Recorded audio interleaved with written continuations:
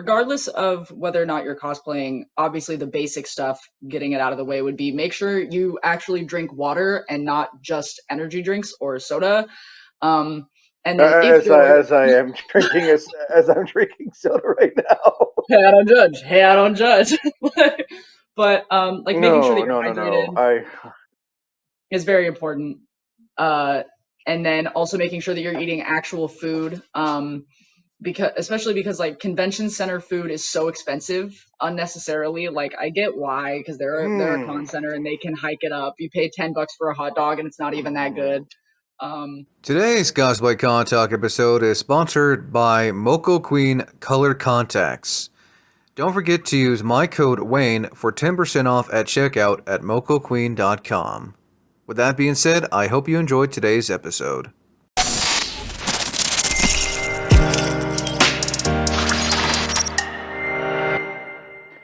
How's it, everyone? Wayne the Unknown here, and welcome back to another episode of Cosplay Con Talk, where we basically discuss everything pertaining to the cosplay community and conventions. I'm joined here by PeachyBoo Cosplay, who is also the first time on this series. I'm glad we were able to finally get a schedule for you, because I know last time we tried to get you on here for a panel, and that just, with scheduling yeah, and everything, and I life is always do insane. my best to work with everyone else's. I always do my best to work with everyone else's schedule. Not Yeah, always easy, but we try to make it yeah, work. yeah. So again, Peachy, thank you for coming on. Also, shout out to Reiki for mentioning you for coming on. Um, so yeah, as I always ask at the beginning of these, how long have you been cosplaying for, and what got you into cosplay? Word. Well, first of all, thank you for having me. I appreciate it a lot. I'm very grateful for the Of opportunity. course. Um, I have been cosplaying for about 11 or 12 years at this point. Um, my first cosplay when I was younger was that like I wasn't super into it as a kid, but I kind of discovered it, and then over the years got more and more active in the community and wanting to do it more. Um, what got what got me into it is I was already kind of watching anime and playing different video games as a kid, that I would later cosplay from or and just enjoy a lot, and that I would eventually like get fan art of and stuff like that. But I watched a I watched a YouTube video by the People React channel, and it was the Kids Oh, React. I'm familiar with React, People versus Yeah, Food, and all that. Yeah, balls. Yeah. yeah, where they have like the elders react and kids react and stuff like that. And I watched a video that they posted about 13 years ago, if I'm right, that was kids react to Hatsune Miku. Oh. And I mean, rather Hatsune Miku than any other forms of anime that are out there that are not kid friendly. yeah, I'm glad that that was my introduction to getting really into like Japanese culture and then also just getting into the cosplay community as a whole, because I definitely watched a singular episode of Elfen Lied as a kid and went, I shouldn't be watching Oh, this. I was like, I shouldn't watch this show. how old were you when you were watching Elfen Lied? Because I mean, I'm not really sure we said anything, because I was 15 watching Elfen Lied, because I got introduced to Yeah, that era of like, oh, there's this type of anime. Okay, all right. yeah. Okay, I should we think be I watching was this? like, Should we be watching High School Dad? oh no, Oh. terrible. Mm. But God, I think I was like 11 or 12, and I watched the full first episode, and immediately, as soon as the credits rolled, I went, I don't think this is for me. I don't think I should watch this, and I still haven't Mm. gone back. I want to. Mm. I want to watch it because I've heard that it's a real thinker and It, it is very it thought it provoking. it it is. I think So it's either I believe it's on Crunchyroll or I Hulu think so. Yeah, I think I saw it on Crunchyroll or not too long ago when or I was P just doing my or scrolls and Peacock. I stuff. can't remember. Yeah. Also, congratulations on, as I call it. So if you've been cosplaying for 10 plus years, I call that being a cosplay veteran. You've seen what cons and cosplay is like for Yeah. 10 years. Plus, you got to enjoy it pre-COVID. Yeah, which the pre and post like height of COVID, especially in the cosplay community, and even more so online, has drastically changed just between the two different time periods. Um, Mm-hmm. and sometimes it's like it's a real bummer to see because uh, I'm only 24 and I've only been, like I said, cosplaying for about 11 or 12 years. And I only recently, in the, like late 2021, early 2022, started really going whole hog on it and making it like one of my biggest hobbies, and trying to be more active in the community in the sense of doing lip sync competitions and helping out backstage for things and doing panels. But seeing the shift, especially because a lot of newer cosplayers, especially the ones that are attending conventions these days, got into it during the height of COVID, cosplaying on TikTok. Um, Mm-hmm.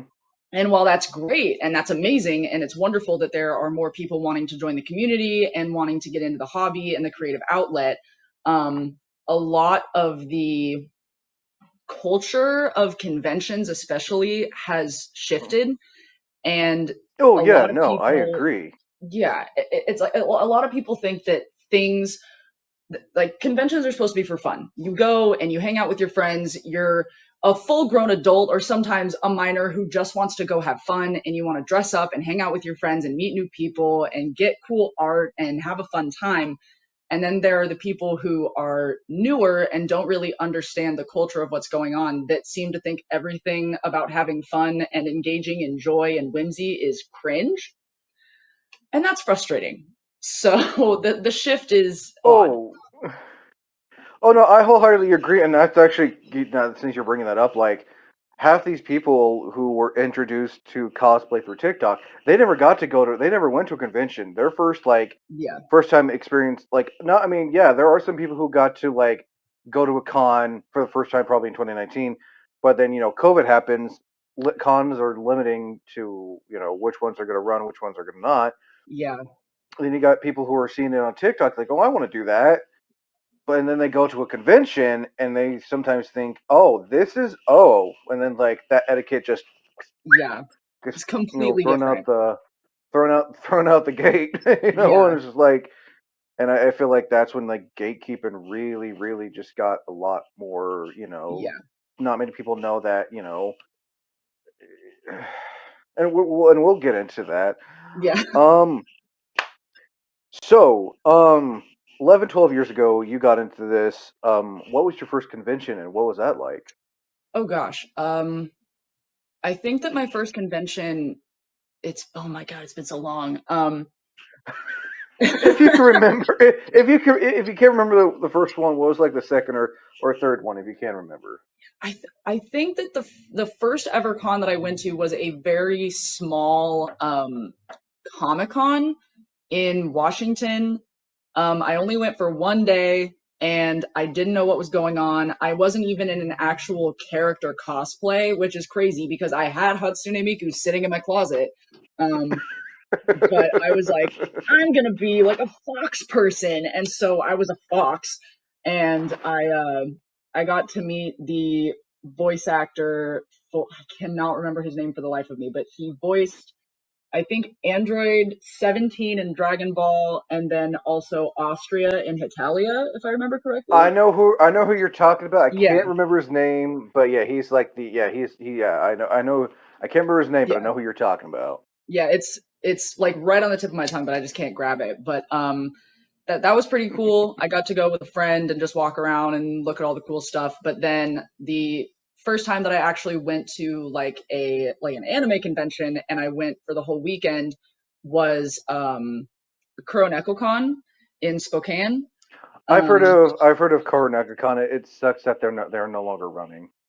I'm genuinely so gutted and devastated. Like, I understand why. I get why they aren't doing it anymore. I understand that they weren't getting enough funding, and that a lot of volunteer positions were still needed to be filled on the board, and things just weren't working out.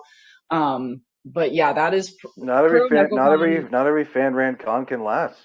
I mean, Yeah, it sucks because from what I heard, Kuroneko is a really great con, but when it's completely fan run, there's that, will it last long? And the fact that it lasts as yeah, long as it did is impressive. So I hope that yeah. they can bounce back someday. Yeah, I'm really hoping so because like the length of its life is such a testament to how good of a convention it was and how much love was put into it. And it was like because I absolutely love going to KomoriCon. That's probably one of my favorite bigger cons that I've been like what's the word I'm looking for? Like blessed enough to go to. Um Such a fun con, and definitely it's so looking forward good. to going again this year. Yeah. But like it's definitely one of my favorite cons, but something about KuroNekoCon felt so much more like intimate and homely and just very it was very cozy as a con for a lot of people. And so being able like the first time that I went, um the cosplays I did, we don't have to talk about them, but Would they be considered, as the kids say, cringe?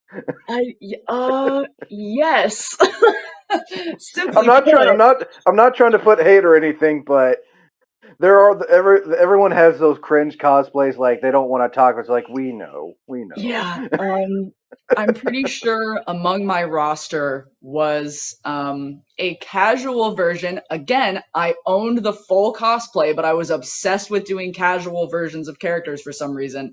Um, America from Hitalia was among the roster, which was a choice. That's a choice.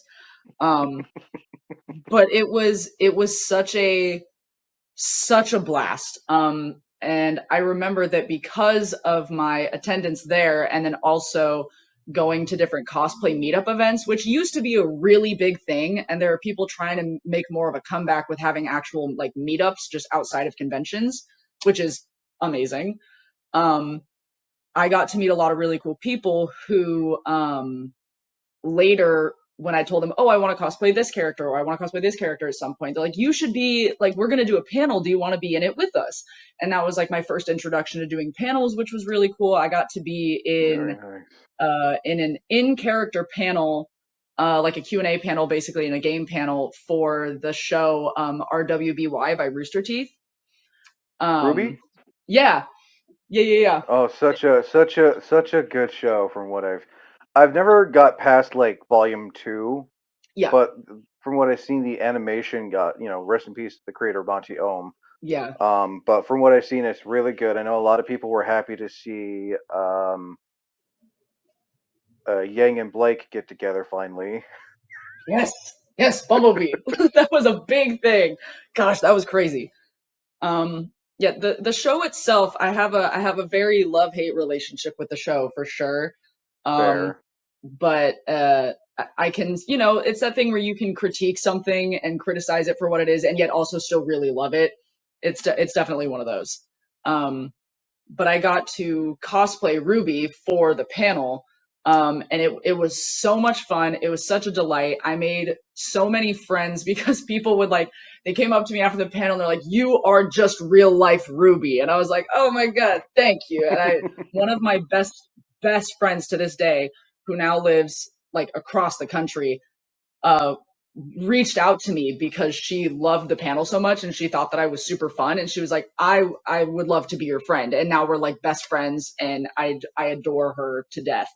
Um and it's just really cool that like I found out about this nerdy thing going on and was able to go and have fun and make friends. And now some of those friendships and the opportunities that I have been given at this point in my life are because of the people that I met and the risks that I took to just go and be myself and have fun with people that I didn't even know. And it's really cool.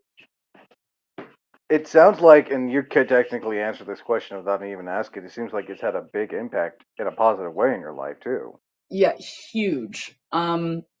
They're one of my favorite video games of all time is BioShock. Like the whole franchise is really important to me. Um, Such and I'm not just saying that. For someone who's played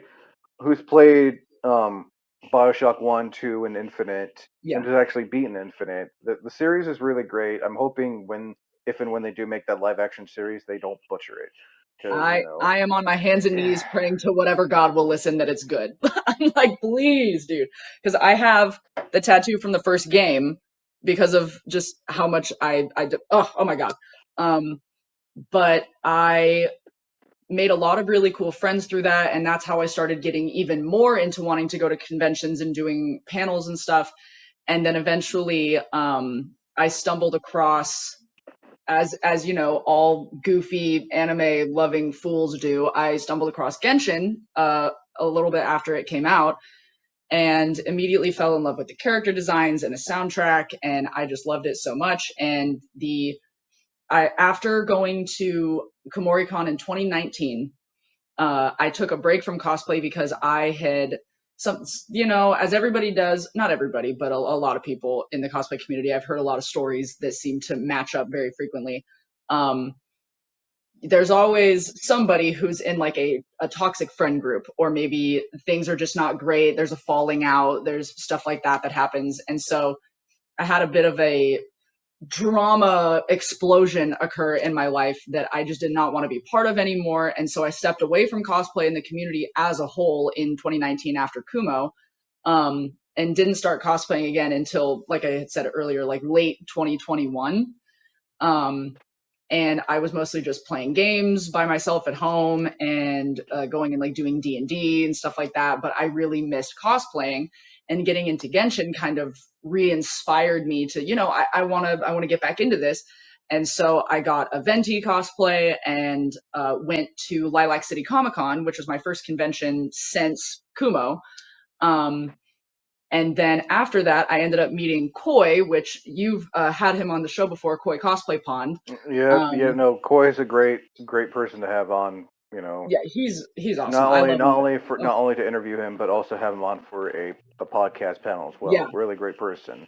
Yeah, I love him to death. He's on my wall somewhere. I have a picture of him on my wall somewhere. His Reiki cosplay from Skate the Infinity is probably like one of my favorite cosplays. And you know what's crazy about that? I saw a post that he had made, having been at Lilac City, and it was his Howl cosplay. And I posted it on my story, and I was like, absolutely love your Howl. Wish I had gotten to see you at the con, because we were mutuals at the time, but we'd never spoken. And we started messaging back and forth over Instagram DMs and stuff. And one night he went live while he was dyeing his hair. I hopped in the live. We started chatting. And then we were talking about our D&D characters, got so involved with it that we ended up adding each other on Discord so that we could do a video call. And then during the call, I was like, oh, you live in like this area, right? And he's like, yeah, I live in that area. And I said, I live in that area. And he's like, oh, that's crazy. Long story short, he comes to my house, picks me up, the first time we've ever met, like in person. We go to like a grocery store, get snacks together. He takes me home. The next time we hung out, we watched Skate the Infinity, because he had heard that I'd never seen it before. And so we sat and watched the whole thing together. And then Such a good anime. It's so good. It's so good.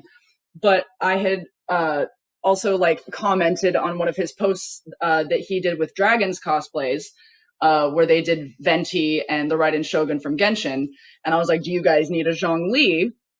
And because I also really wanted to cosplay him. And so I got all the stuff to cosplay Zhongli. We ended up becoming really good friends really quickly. And then I was like, what if we went to KomoriCon together? Like, we should go. Have you guys ever been? They're like, no, we've never been.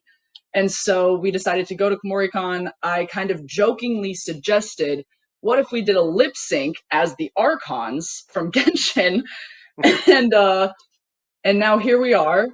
And now it's like I have met, just to like circle back to the whole reason I explained all of that, is that cosplay is at the end of the day, it's so silly. It is so silly that I am a 24-year-old grown person who pays bills and goes to work, and I have to go to the doctor and get my medications, and I go for a weekend getting time off of my job to dress up and hang out with my friends.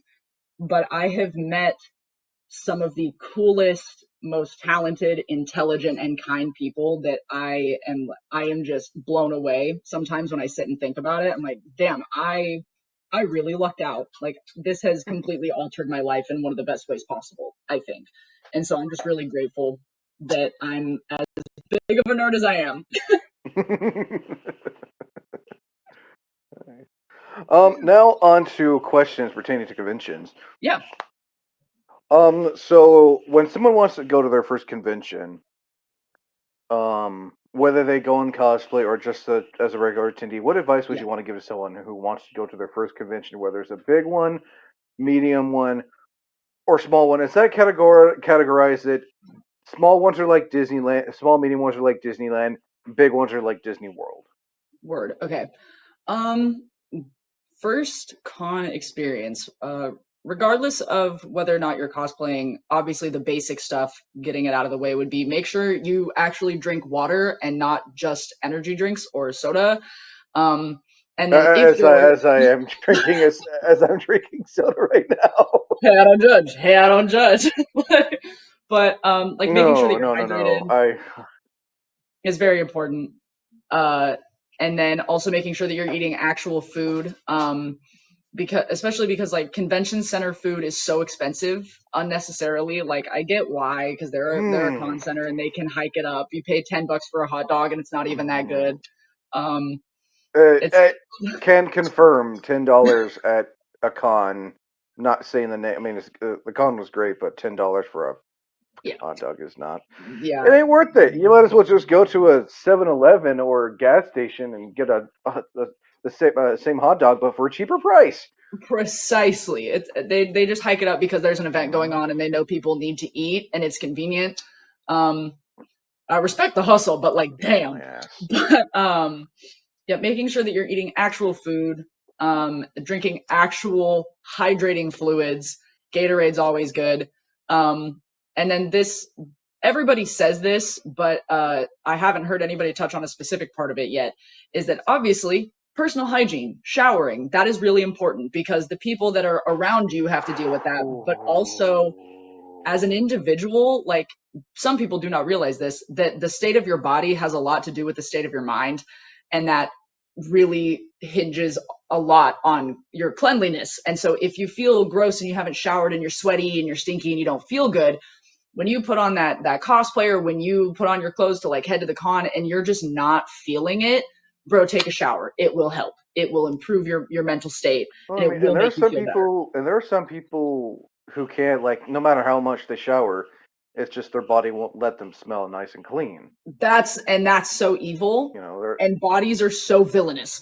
And so, things like just the deodorant and a nice little spray perfume is always nice because something about feeling good in your own body and being clean and stuff like that can certainly just help your mental state with like existing in oh a space with other no, people. I wholeheartedly agree. But and there are some times where, like, they can shower, they clean themselves, and you walk by them at a con, and you just like you just walk by them, you get a big whiff, and like, Yeah, just keep walking. I yeah, don't it's want to be in rough. this. And I'm not trying to harp on anyone, but No, yeah, if you are able to smell good, you're able to shower. Go to go to a store, get some deodorant, spray it yeah, on, rub it on, whatever. yeah, That can last you for a good chunk of the day. yeah, But when you're for done from sure. the con, especially if you're in cosplay, because you're sweating in that cosplay, no matter what it is, Yeah, please shower. yeah. It's also Oh, a lot of people talk about like, oh, well, I have this really complicated cosplay and I really like it, but like no matter what I do, it stinks really bad, but I can't wash it because it's really elaborate and like I can't put it in the washing machine even in like a bag. Um, for making sure that you keep things nice and clean with your cosplays that you can't hand wash or toss in the washing machine or whatever. I believe it's like 1 part water and 1 part alcohol, or like specifically vodka, I think. If and some people also use like I've had some people do rubbing alcohol, but I don't know how that can react with certain fabrics and materials. But mm, mixing that together and just like turning the cosplay inside out as much as you can and spraying in the areas that there would be the most mm, sweat and just spritzing it down will yeah. keep it clean, keep it from smelling Fabric bad. spray. Yeah, it helps to kill the bacteria if you have the water and the alcohol mixed. And making sure that you dilute the alcohol obviously is important so that you don't damage the material itself, but it'll help with the bacteria, it'll help with smell, it'll keep it nice and clean. So Oh yeah, no, I wholeheartedly agree. Another question I always ask when it comes to yep. going to conventions, travel. what's it like for you personally to travel to a con, whether it's out of town or out of state? And what are some things you make sure you do to make, for have a good travel? Because it's traveling to for a con is not always easy. Like if it's in your town, yeah, that's one thing. But if it's out of Yeah. town, out of state, there's so many things you have to factor. What are some advice you want to give for when it comes to traveling for a con, whether it's out of town or out of state? So typically when I'm going to a convention, when it came to CoronecoCon, it was very easy because I only had to drive maybe 20, 30 minutes and I would be able to go and stay at a friend's place for the con.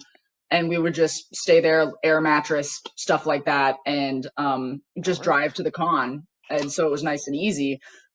But for things like SakuraCon, which I'm attending next weekend, and KomoriCon, those are a bit of a longer trek. And so packing everybody into the car and just hauling it in that direction, um, making sure that you, like, again, to kind of similar to a point that I made earlier when it comes to going to a con for the first time, make sure that you have snacks in the car. It genuinely, a lot of people are like, it's only like a 4-hour drive. It's okay. We'll just stop and get food. No, have snacks. Please have snacks in the car.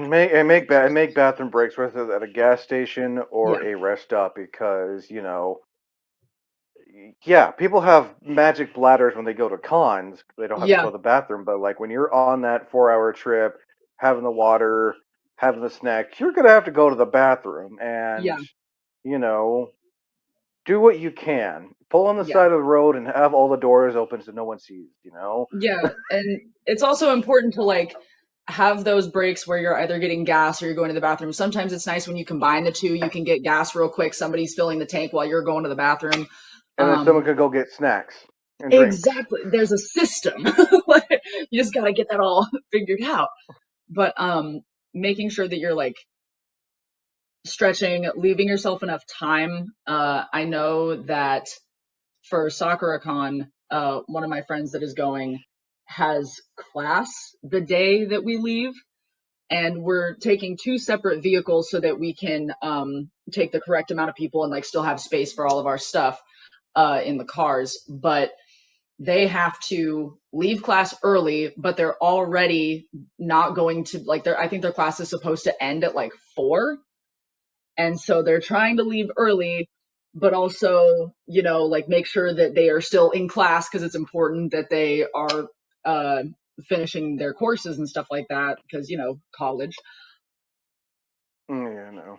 Um, but making sure that you have enough time and like that you plan ahead so that you can minimize stress on your own end. Thankfully they found a way to make sure that they can still get there in time, get their badge before the registration stuff closes for badge pickup on Thursday. Oh But yeah, knowing day the zero. route Always that supposed you're to get your badge in taking, fun. yeah. But like knowing the route that you're taking, making sure that you have a good amount of time, and when it comes to lodging, that is important to know. Um, don't get a ticket without getting lodgings first.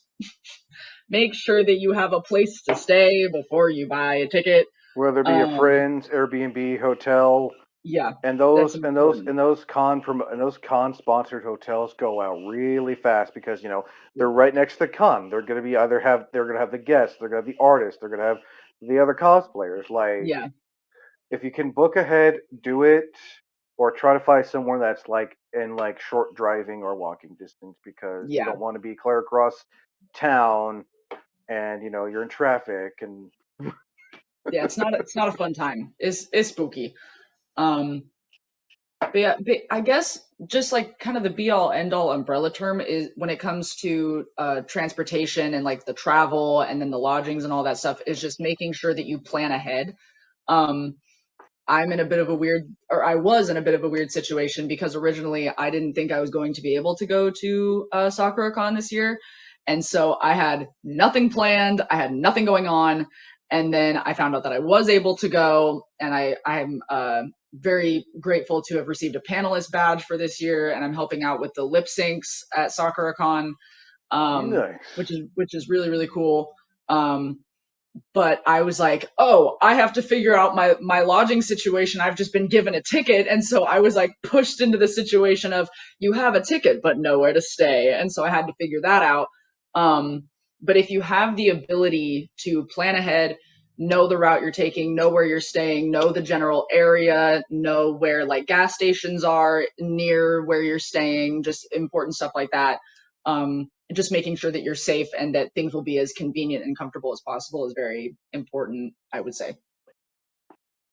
Oh no, I wholeheartedly agree. And also, make sure you find like a restaurant nearby you, whether it's Yeah, like a Denny's or a Burger King or whatever, something that is affordable.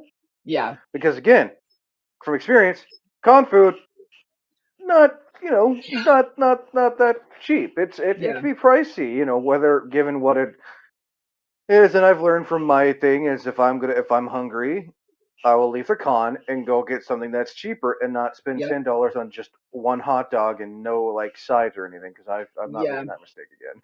yeah. I'm a real big fan of going to Burgerville when I'm at KomoriCon. I love going to Yeah. Burgerville. Oh, I went there back in 2023 because I had two friends of mine suggest because I got I was in town in day zero and I ran into them and then they say, "Hey, you want to go to Burgerville?" I was like, "What's Burgerville?" It's like, "Oh hell yeah, I definitely." And I went back again on day two because I had still a little bit of money. It's like I'm just gonna go here because I'm hungry, I'm grumpy, I'm not feeling well.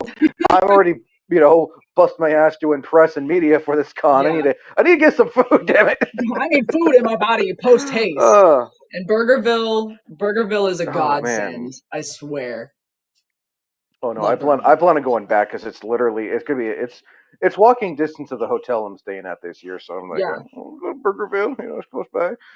Um, Another question I always ask. yeah, This is a question I always try to ask. It's been like the number one thing I've been asking since I first started this. Convention exit buddies. Basically, someone to bring with you to a con that you can be like, hey, I'm kind of like anxiety and everything. Can we go somewhere else? Or hey, can you yeah, hold on to this? Or like someone to bring with you just in case things get a little too crazy or out of hand at a con. yeah. Um, I think that is insanely important. I have attended a convention once by myself, and that was actually the convention that I went to when I decided to start cosplaying again after I got into Genshin, and I believe it was Lilac City Comic Con, if I'm right. Um, and I just went for one day. I went by myself because I had kind of asked around to some of my friends and been like, hey, I'm going to go to this convention. Like, I'm cosplaying. Do you want to come with me? And they're like, oh, I work. I can't. I was like, I don't get off until this time, or oh, I have a family thing going on. So I was like, okay, well, I really want to go. And I had just moved. And so I had the cosplay just like out of all the stuff that I had moved with. And I went, well, I guess I'm just going to go by myself. Um, and while I still ended up having a good time and I made some good friends and stuff, there were times where obviously having the exit buddy is very important, but having anybody in general, I think, is very important because there was a lot of time spent just kind of walking around by myself. And there were times where I was like, should I just go? Like, I don't know. I feel like I should just leave. Like, I'm not interacting with anybody. Um, I was like, I'm not really feeling the vibes that I used to feel when I would go to And conventions because I always had someone with me. there's Whether it nothing wrong be with there's nothing wrong with that. no, yeah, and you know, there's nothing wrong with being by yourself, and there's nothing wrong with having a big group of people or just one person. Um, but I think that in that circumstance, having somebody with you, like you said, if you're feeling anxious or if you're a bit worried about something, it's good, especially because unfortunately, in today's day and age, there are any number of things that can happen to anybody that is alone. And so having somebody with you, and again, I'm 24, my mother, my darling, sweet, wonderful mother, Mother Peachy, she, anytime I go to a con, she absolutely adores my friends and she loves that I cosplay. And anytime I'm in a lip sync, she's always like, "Somebody better be filming it. I want to see it. You better send it to me." I'm like, "Okay, okay, mom, okay." Hey, Um, having family support your hobbies, I think, is a plus. it's great. It's awesome. I love knowing that she is excited about how passionate I am with it. It's really cool. But she always, before I go to a convention with my friends, she will call me the night before we leave, have me put her on speaker, and she tells everybody, "Y'all better buddy up. You better have someone with you at all times. You are not to go anywhere by yourself. You got like buddy system." And so she has really drilled that into my head, especially when you're at a con that you may not be familiar with, or if it's somewhere that is out of state, it's out of your home state.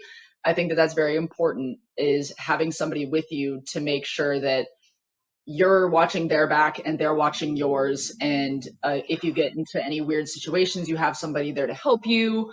You have somebody that just not being alone is very comforting, especially in big situations like conventions. Because when you're by yourself, sometimes it can be very overwhelming.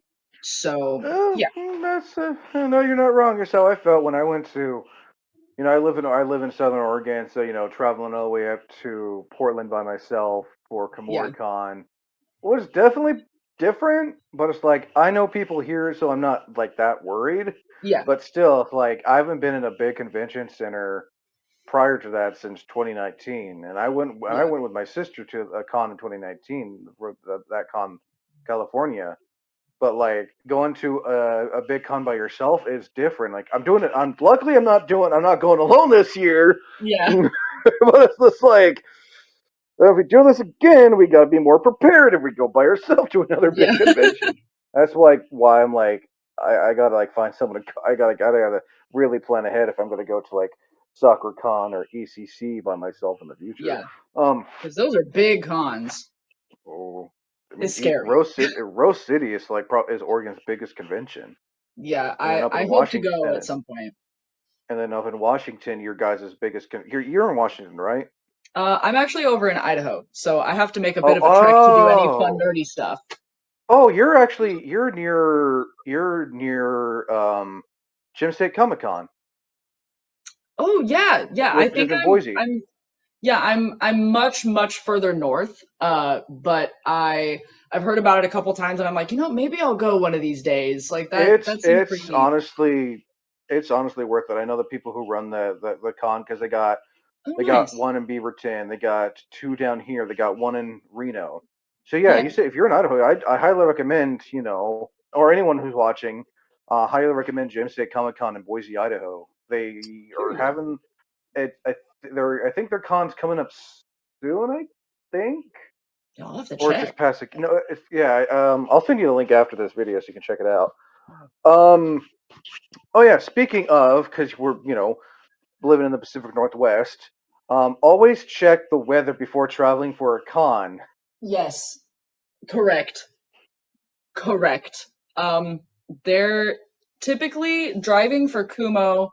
The most like precarious weather that we would get is just heavy rain, which is nice because like around that time of the year, and then the location, it's mostly just rain. But the newer con, KisuCon, I think, is also in I've heard of stories. Portland. Yeah, I've heard a couple different things about it, Yeah. and so I'm kind of just letting it do what it needs to do for a while before deciding if I'm going to go. Mm-hmm.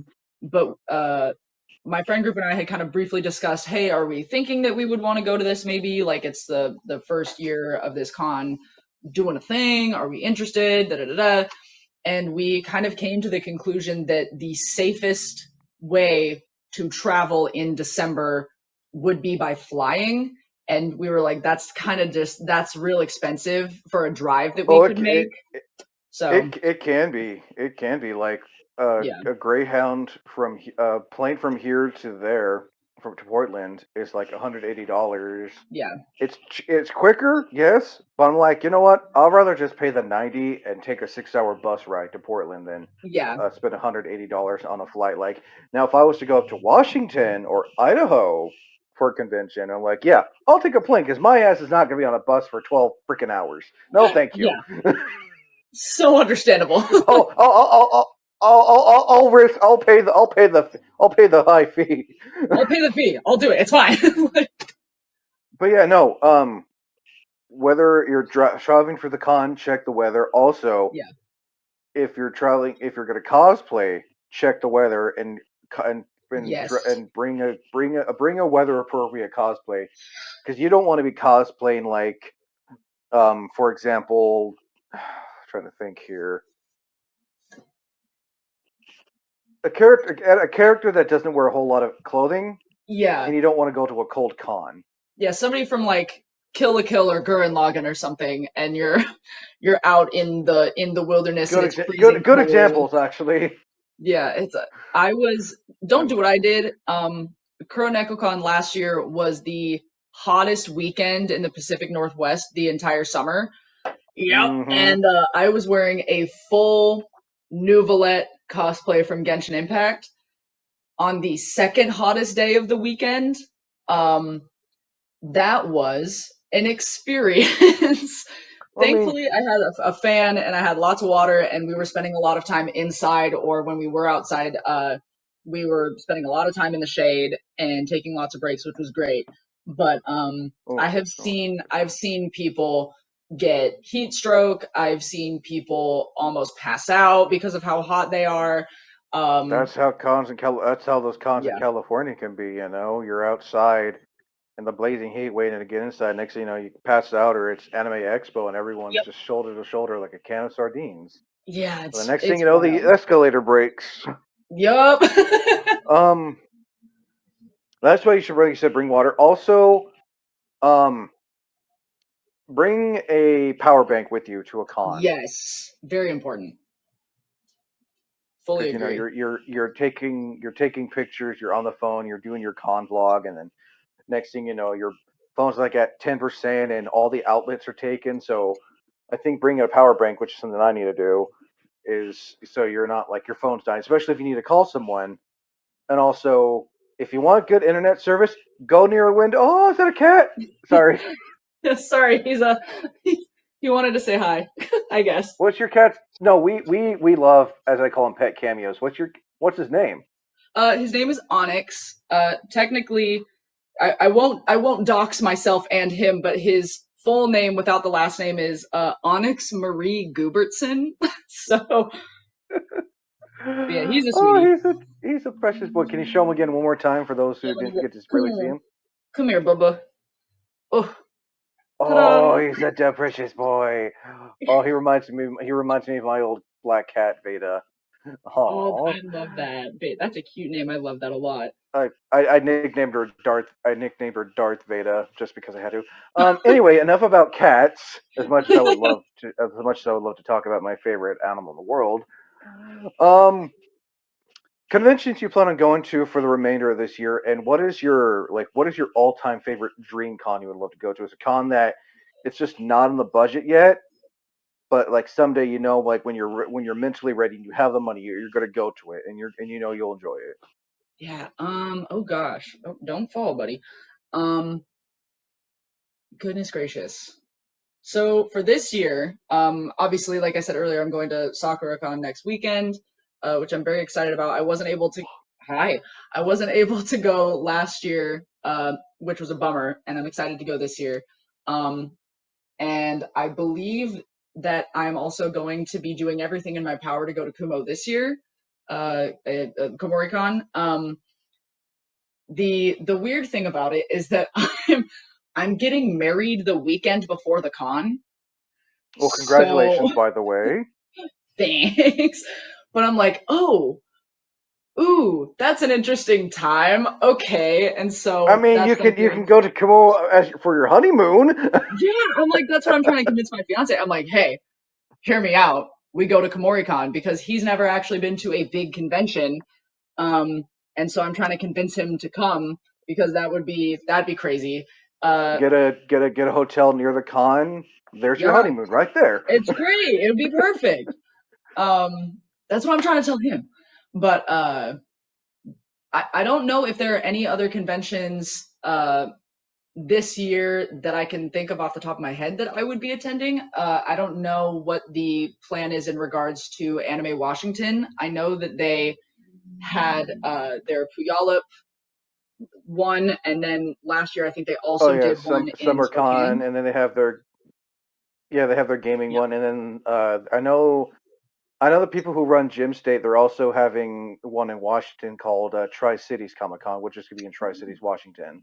Okay, period. Yeah, I'm hoping to try to go to a few, but with wedding finances are crazy, so getting that all sorted Oh yeah, no is even like your most simplest wedding can yeah. roughly range from anywhere from 15 to 2K, Yeah, it's crazy. depending. Um, But but I hope yeah. I hope you and your fiance have a good wedding though. Again, congratulations on getting Thank you so much. I married appreciate this that. year.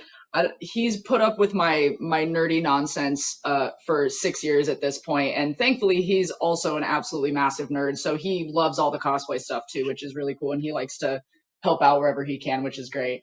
Um, but Nice. uh, future con that would be like a dream con. I'm sure It that could you've be it probably could gotten either this be answer. Oh, go ahead. oh no, I was about to say it could be either here in the States or out of the country. Oh, word.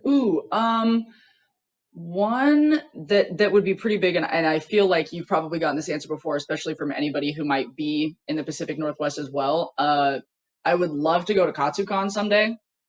Yep, Um, KatsuCon's been like the number yeah. one I've heard, and the other one I've heard quite a bit is Dragon Con in Atlanta, Oh yeah, Georgia. I've The heard that party that's con, also as I really call cool. it. Yeah, I've heard that that one's pretty sick as well. If I were to be able to go to anything out of the country, I'm trying to remember. I think it's MCM. Oh yeah, Manchester Comic Con. Yes, I would kill to go to that. That would be super cool as well. I've heard nothing but I've heard some positive things about that one, and that's one I usually see a lot mentioned either on TikTok from Yeah, people who live in the UK or people who like to travel and want to go to like that's like probably the one I hear where people like want to travel to the most to because it's like yeah. that one and Supernova in Australia is like the two ones Oh yeah, I yeah, hear quite a bit. yeah. There's also I think yeah, because there's Katsu MCM that I'd love to go to. C2E2 I think. Yeah, which is in Chicago. It's actually Yeah, going on right now yeah. Which while I'm we're like doing this I'm interview. seeing people post stuff from it. I'm like Matthew Mercer. Like oh my god. Yeah, voice It's so of cool. Taro Sakamoto, and also, of Yeah. course, one of my favorite characters from Overwatch, Period. Who do you main? Reaper. Reaper and Period. Soldier 76 are the Period. ones I've mained for the longest times because Yeah. I know how both characters work. Um, Now on to cosplay related questions before Yeah. we get to some of my favorite questions.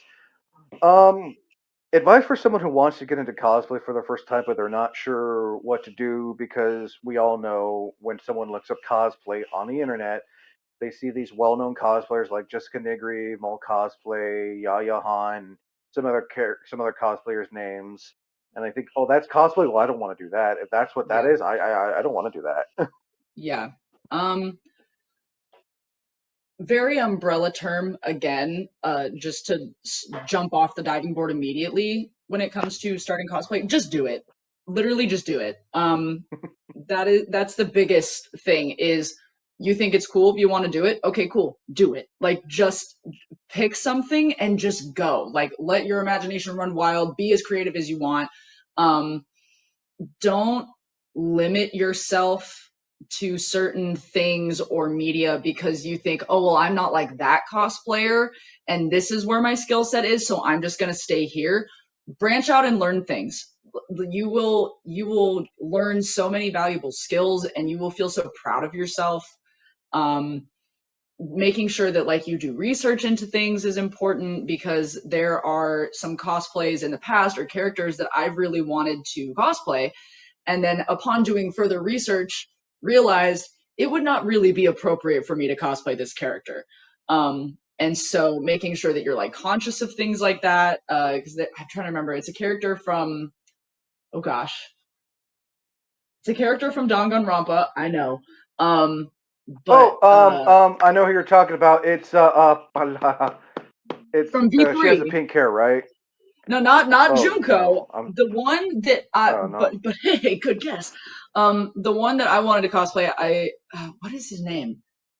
I can't remember his name, but he is a member of like a school club that has like an armband on the sleeve, and Oh, I've seen people cosplay, yeah, and they actually switch out the armband for something that's yeah, more appropriate.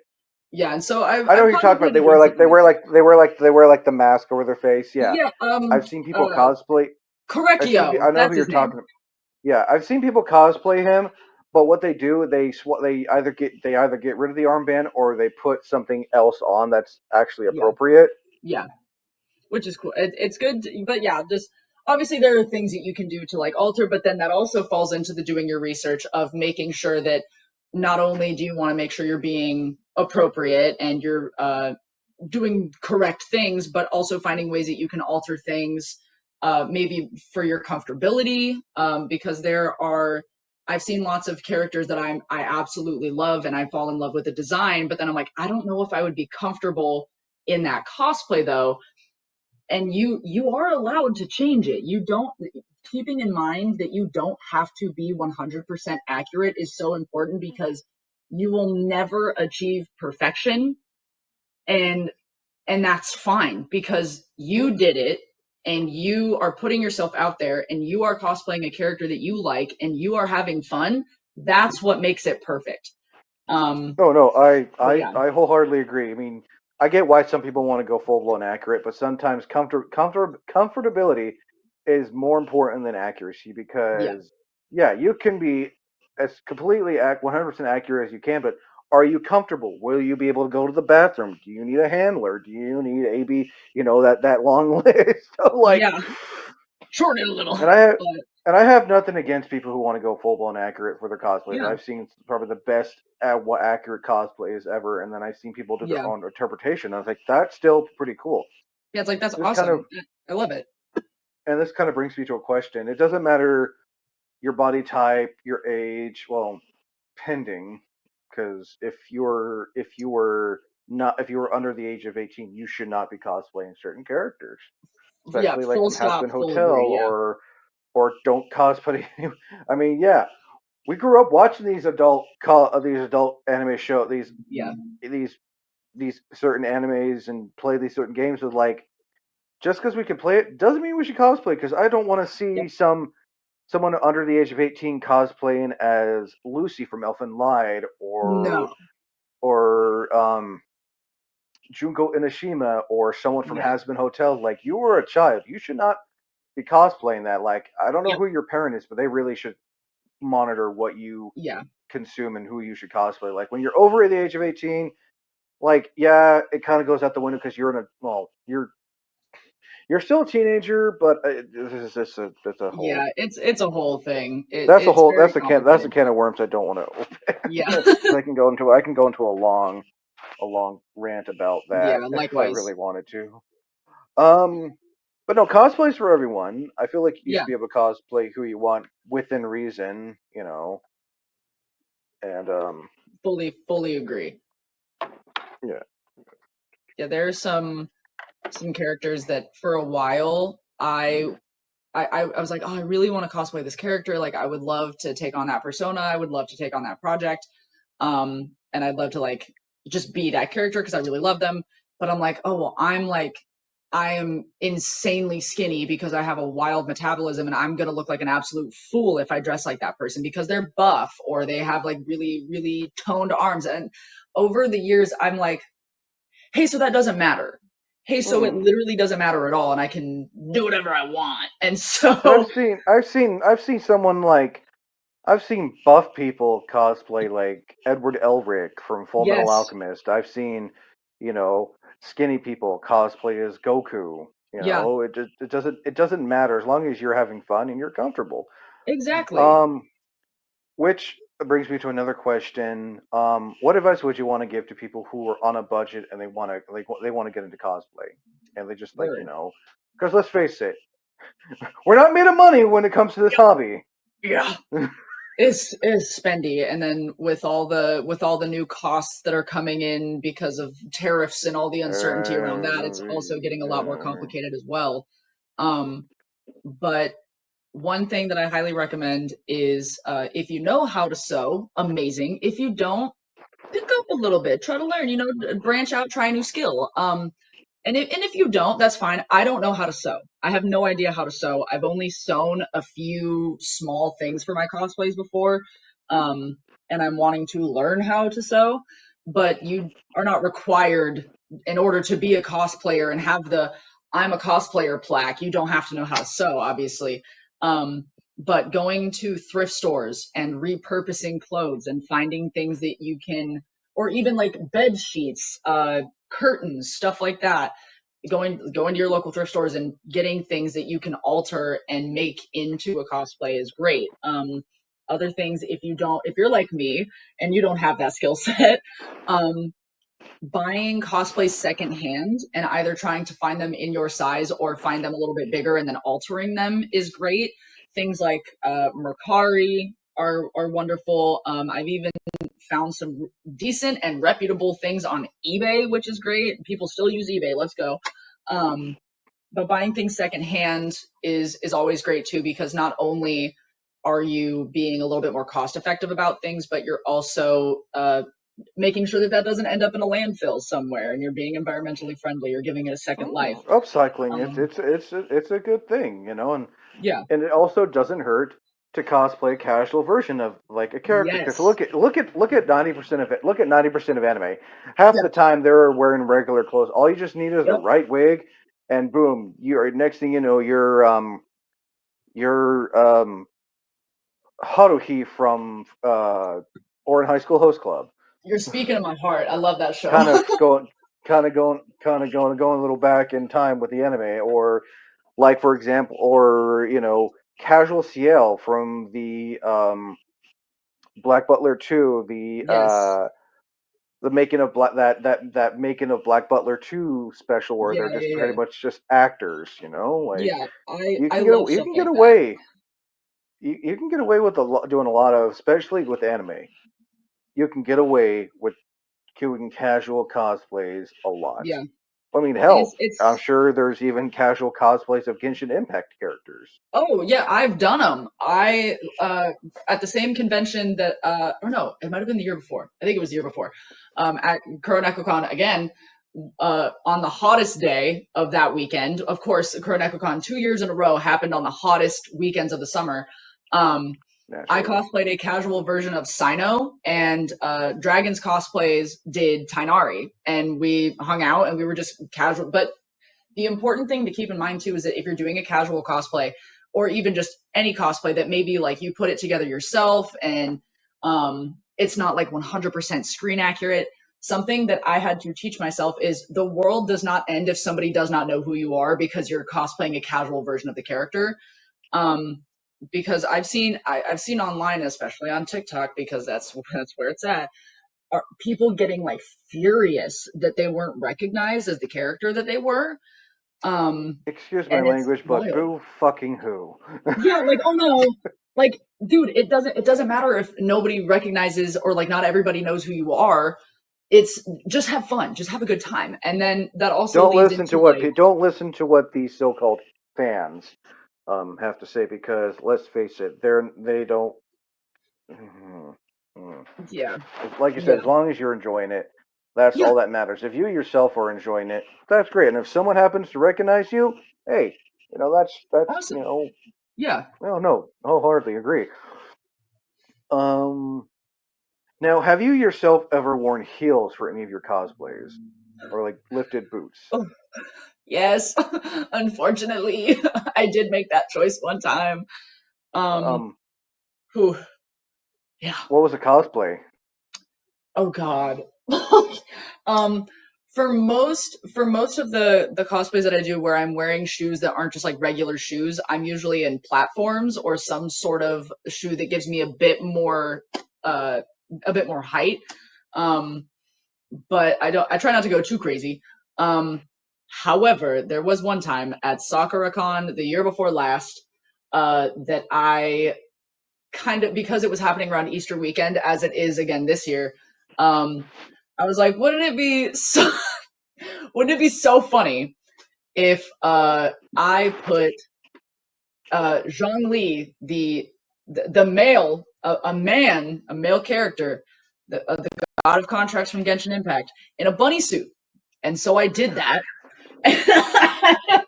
I've seen people do Genshin bunny suits. Oh, you mean like the Playboy bunny type suit, or like an actual like bunny suit? Yeah, dude, like straight up, like with the ears and everything, and like the little cuffs, like it was crazy. Oh man, Um, I've seen people do that I, with I like Venti, no, not Venti, but I think Sino I've seen, and a few others. period. Yeah, I have a real soft spot in my heart for putting fictional men in bunny suits or like cute little dresses. Like I just love it. I think it's great. And then putting like the female characters in like the badass outfits that are like just I love doing stuff like that. It's super fun. But I wore heels for that, but I was smart and I had a bag that it's a really good bag that I like to bring to a lot of conventions now because it's so spacious while still being Oh, really you're easy to carry. pretty much your bag of holding. My bag of holding, precisely my bag of holding, which I've never actually gotten in a D&D campaign, and I'm mad about it. But Well, I feel like a bag of holding is like you have all your stuff in it, your charger, your water, your little sewing kit, your first aid kit, just yeah, everything that you need Tide for pen, your con chargers, venture, yeah, EpiPen, stuff like that. No, yeah, literally just stuff you need right away when you go to a convention. yeah.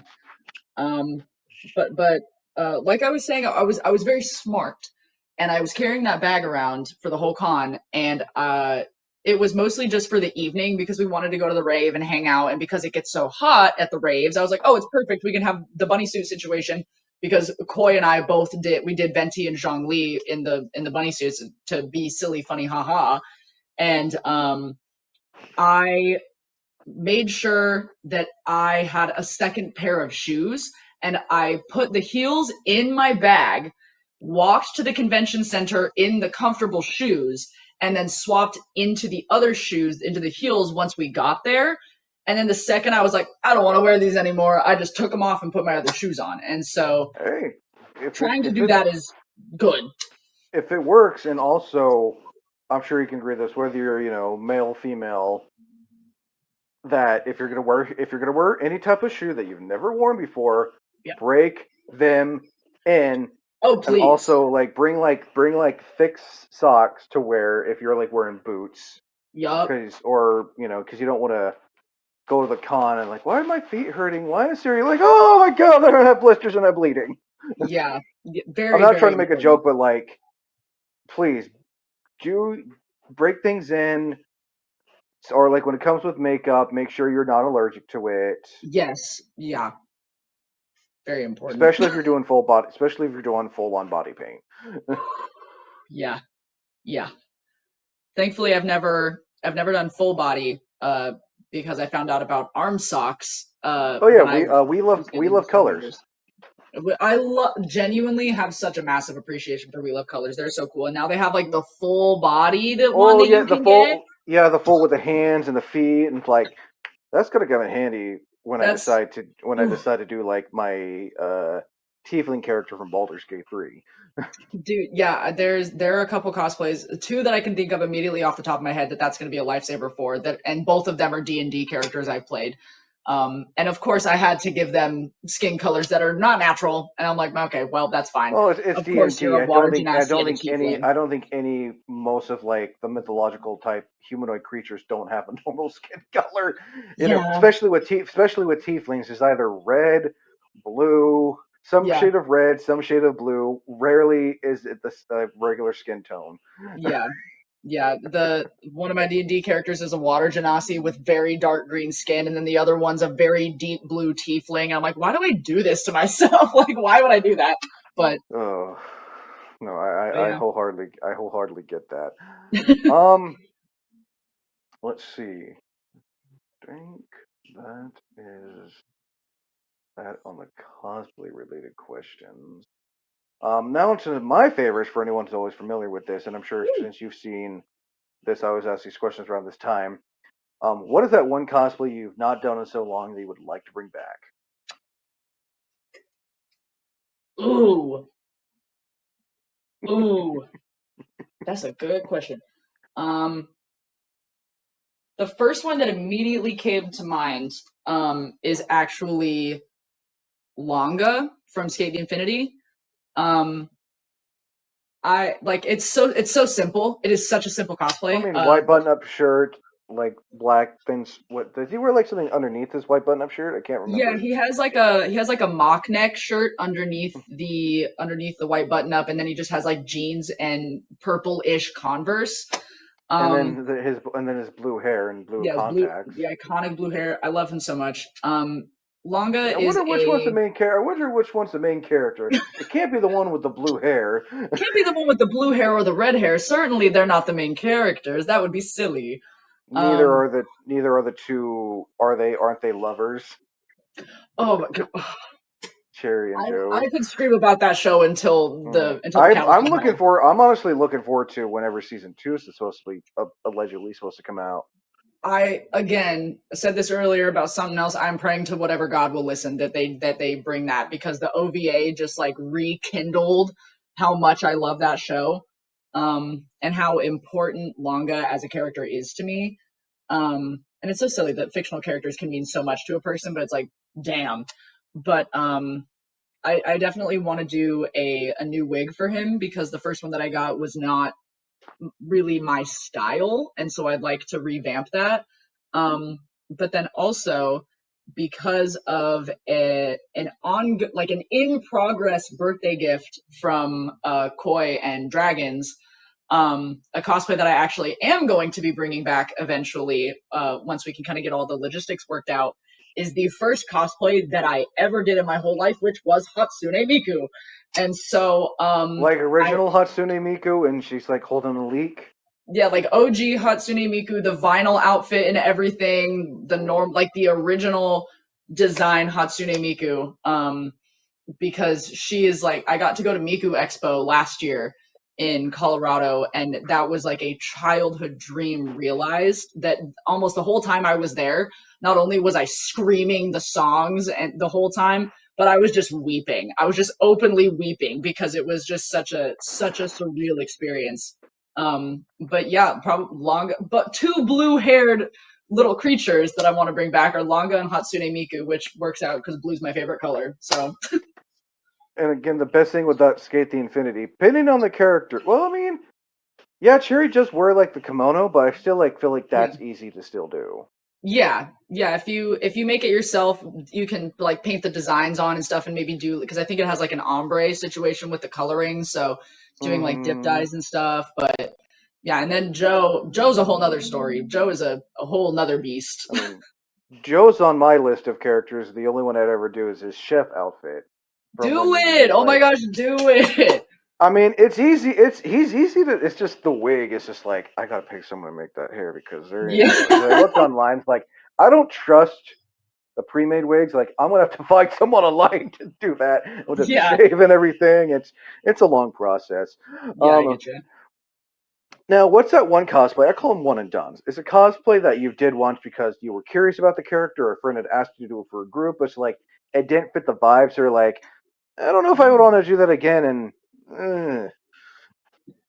Ooh. Hmm. I don't know if I've necessarily. Oh, actually, no. There's I was going to say originally Amori from the game Amori, but I was like, well, no, I really still love that character and I love the vibes. I just don't think I would ever do him again. Um, just because people keep talking about wanting to do a group and we haven't gotten to it yet, and so I'm not sure. But if I were to, I'd probably do Sunny instead. And if there's anybody who knows Amori out there watching, that's the second time I've heard that mentioned now. really Yeah. nice. It's a beautiful, beautiful game. I don't know if you've played it or seen any playthroughs or anything, but it is life altering. I'll Um, look it up because I need to do like I always like when I post pictures of the character that they're Yeah, cosplaying, it's like I have to like really do a lot of like, oh, who's this character? What are they from? All right, yeah, there's a picture of the cosplayer, and here's a picture of the character they're cosplaying. yeah. But yeah, it's a really good game. It's pretty intense. It starts off very slow and gentle and sweet and fun, but then it gets pretty serious later on. But I do really like it. But no, for a cosplay that I did like once and will I know for a fact will never do again, is Sapphire from Steven Universe. That was Who's a Sapphire from Steven Sapphire Universe? is one of so Garnet of like the main crystal gems. Oh, Ruby and the Fusion. Yeah, yeah. I did Garnet's Sapphire my with Garnet's my favorite character. I love Garnet. She's so cool. She's such a badass. I love her so much. She's pretty much the ant. I hate Yeah, to you're say so it. right. Like the She's cool pretty much aunt. she's a cool ant. Yeah. Amethyst is like the sister, and then Pearl is like the cousin. Yeah. And yeah. Or even like a concerned mom that's like Oh, kind of like a I helicopter mean, mom sometimes. I oh god, now I'm thinking about it. Yeah, you're not wrong. You are not wrong. But yeah, Sapphire, I can't imagine because the blue face paint. Did you do face paint? I did. I had the arm socks and I had glued the gem onto my hand Oh for the yeah. onto the sock, and then I did face paint for I think the shirt line was like right here where the necklace is, and so I painted up this whole area and then slightly back into my neck a bit because she has long hair, so it covered most of it. Oh yeah, and because But her hair goes over her face because she has one eye. Yep. And so that was a thing I also got to experience was not being able to see. And so my partner at the time, who was cosplaying I can. Ruby, had to guide me around the convention center, which was an experience. But I don't think I would ever do it again because we did their versions of the outfit from when they were having like a baseball episode or something. They were playing baseball in it. Oh yeah. And so we did that, and I really love Steven Universe, and I would like to rewatch it at some point. But it didn't really Sapphire as a character didn't really mean a lot to me, and I mostly just did it because my partner was going to be cosplaying Ruby, and so I was like, okay, well, I guess I'll cosplay Sapphire, and we did get to do a really cute thing for a Steven Universe panel that we were in, which is why I was cosplaying Sapphire in the first place. Where I sat in the panel with all the other people, but it was just me. And then eventually my at the time partner comes running in and sees me and is like, Sapphire. And I'm like, Ruby. And we like run and hug each other. And then Garnet pops up from under the table where she's been hiding the whole time. So that was fun. But she just doesn't mean a lot to me as a character. And Steven Universe is really cool and I have a big appreciation for it. But it just isn't my biggest thing. And so that was definitely I have done this one time and I'm done now and I'm not doing it again. Hey, no, that's I always say that is there's nothing wrong with that. And that's completely understandable. Yeah. Now, before we move on to my favorite questions, what is your comfort cosplay? Is a character no matter what type of con you try to bring them with you, or you just do it, or you just randomly like you're at home, it's like I want to dress up as this character because they're my favorite character to do, and I just Oh man. I think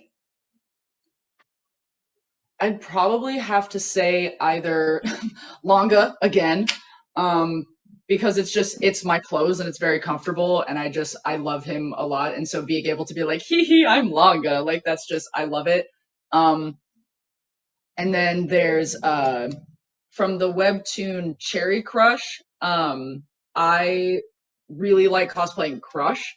He's super cool. I do for anybody who might be watching that knows about it. I did the Syndicate outfit with Koi as my Sherry, which was super cool. But he's super comfortable. I feel insanely confident in that cosplay. And the silhouette that it gives off, I just really, really enjoy. But yeah, and I do feel like eventually, once I fully complete him, he's sitting over there, not fully done yet. I feel like Link from Breath of the Wild is going to become a huge one for me. Because Link, since I played Twilight Princess for the first time on the GameCube at my friend's house, and then eventually got it on the Wii, Link Such a has really good game. genuine. I have, again, more tattoos. I have a Triforce tattoo, because Not to mention probably the best GameCube game out there for the time. Like that game really yeah, like, hey, we have this cool game for the GameCube. yeah, It's a lot darker than it's probably in my opinion, it's probably the darkest Legend of Zelda game out there. yeah. It's like Twilight Princess and Majora's Mask are the most like, oh my god, okay. And Twilight Oh Princess yeah, to this I day, forgot about Majora's Mask because of the big moon. Yeah, no, those are their yeah, yeah, and I would probably put Tears of the Kingdom probably in that yeah, in that same. yeah. There's like, if you really sit and think about it, Tears of the Kingdom and Breath of the Wild even are both like, oh my god, like that's awful, that's terrible, that's horrendous. I With all the mean, stuff that they had to go yeah. through and what Hyrule as a kingdom at large went through. Um, but The Legend of Zelda has been such a big deal to me since I was a kid. And Link, as just a character in and of himself, is such a fascinating character to me, especially because he is meant to be kind of a semi blank slate for the player to put themselves onto. Um, for the game, and like that's why he doesn't talk and all that stuff.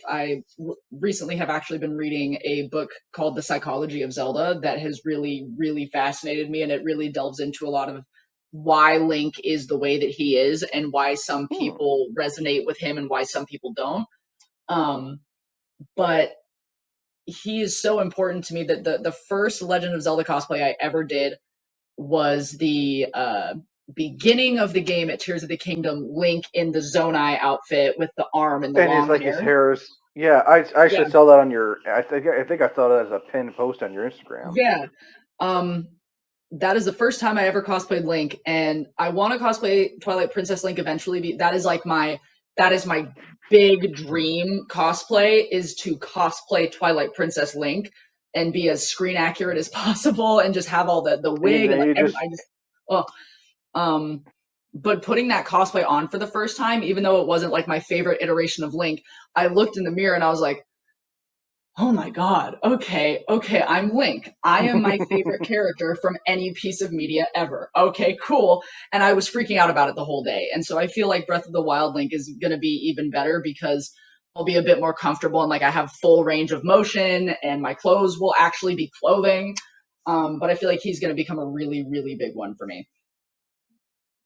nice. As someone who likes, you know, as much as I would like to cosplay these characters that I always wanted to cosplay, it's like, okay, I can do that because I can easily maneuver.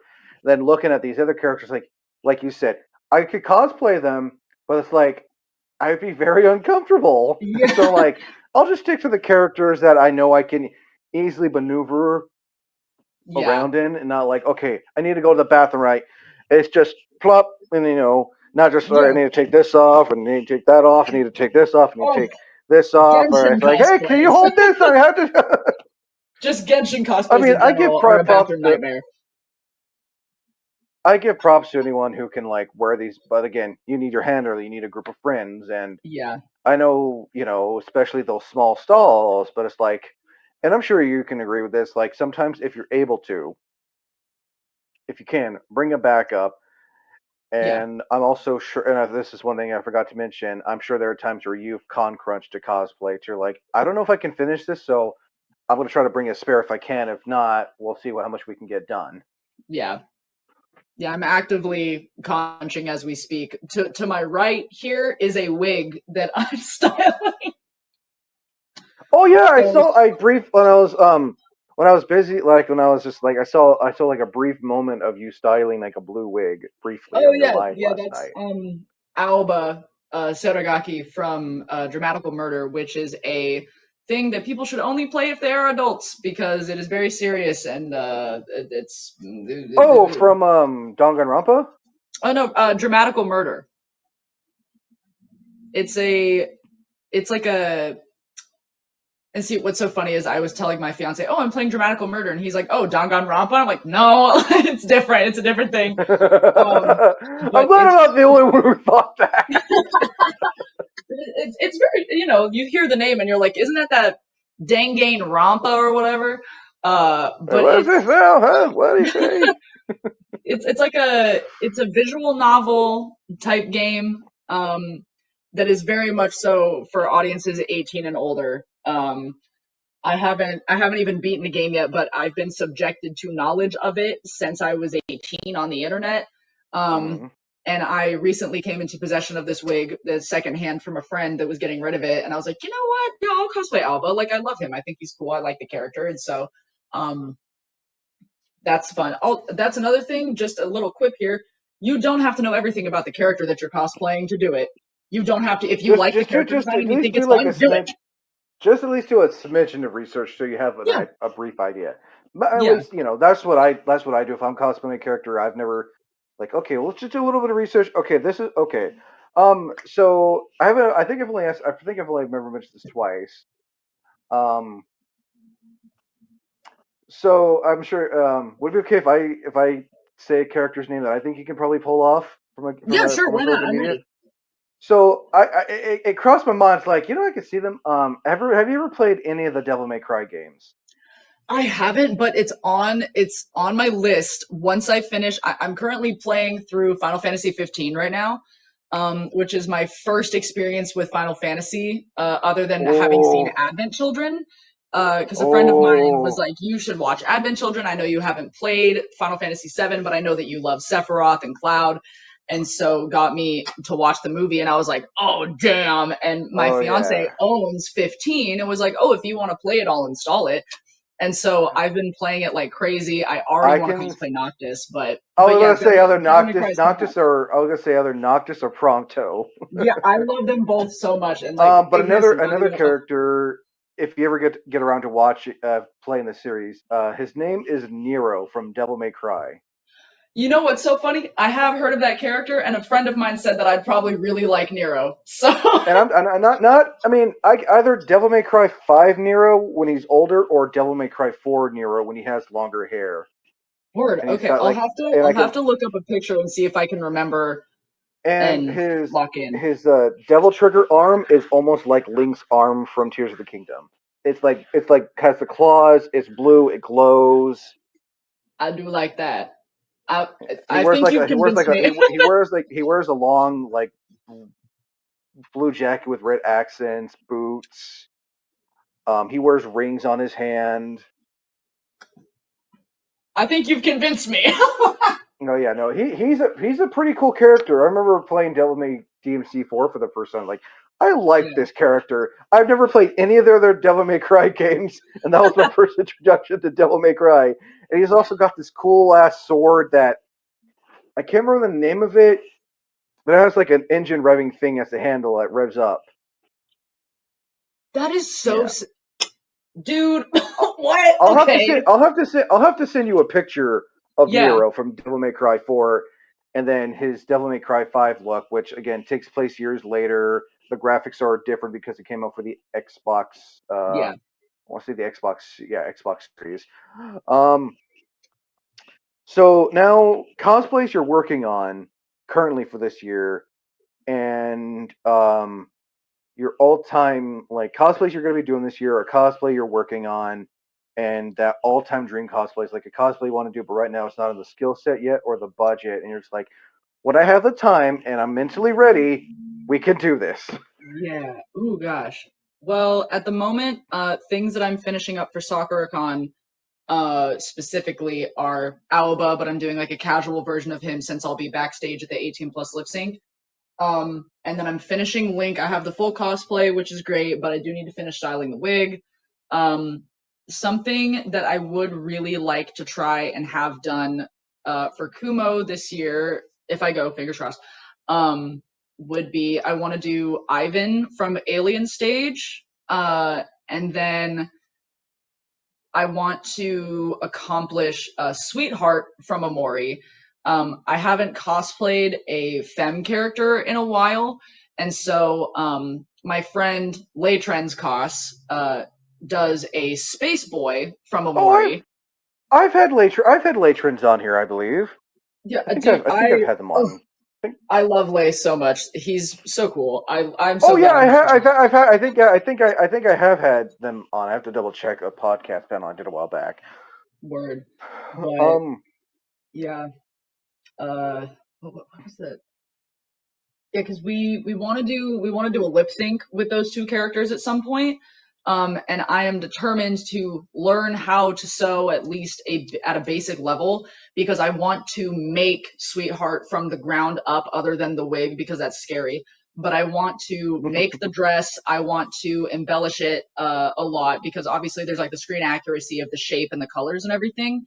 Um, but there's a cosplayer that I really admire that goes by Dead Giraffe Cos. I That think I've does heard of them. That's like I think that's the second time I heard their name. they're insanely talented, and they can take a cosplay and say, okay, cool, here's this character.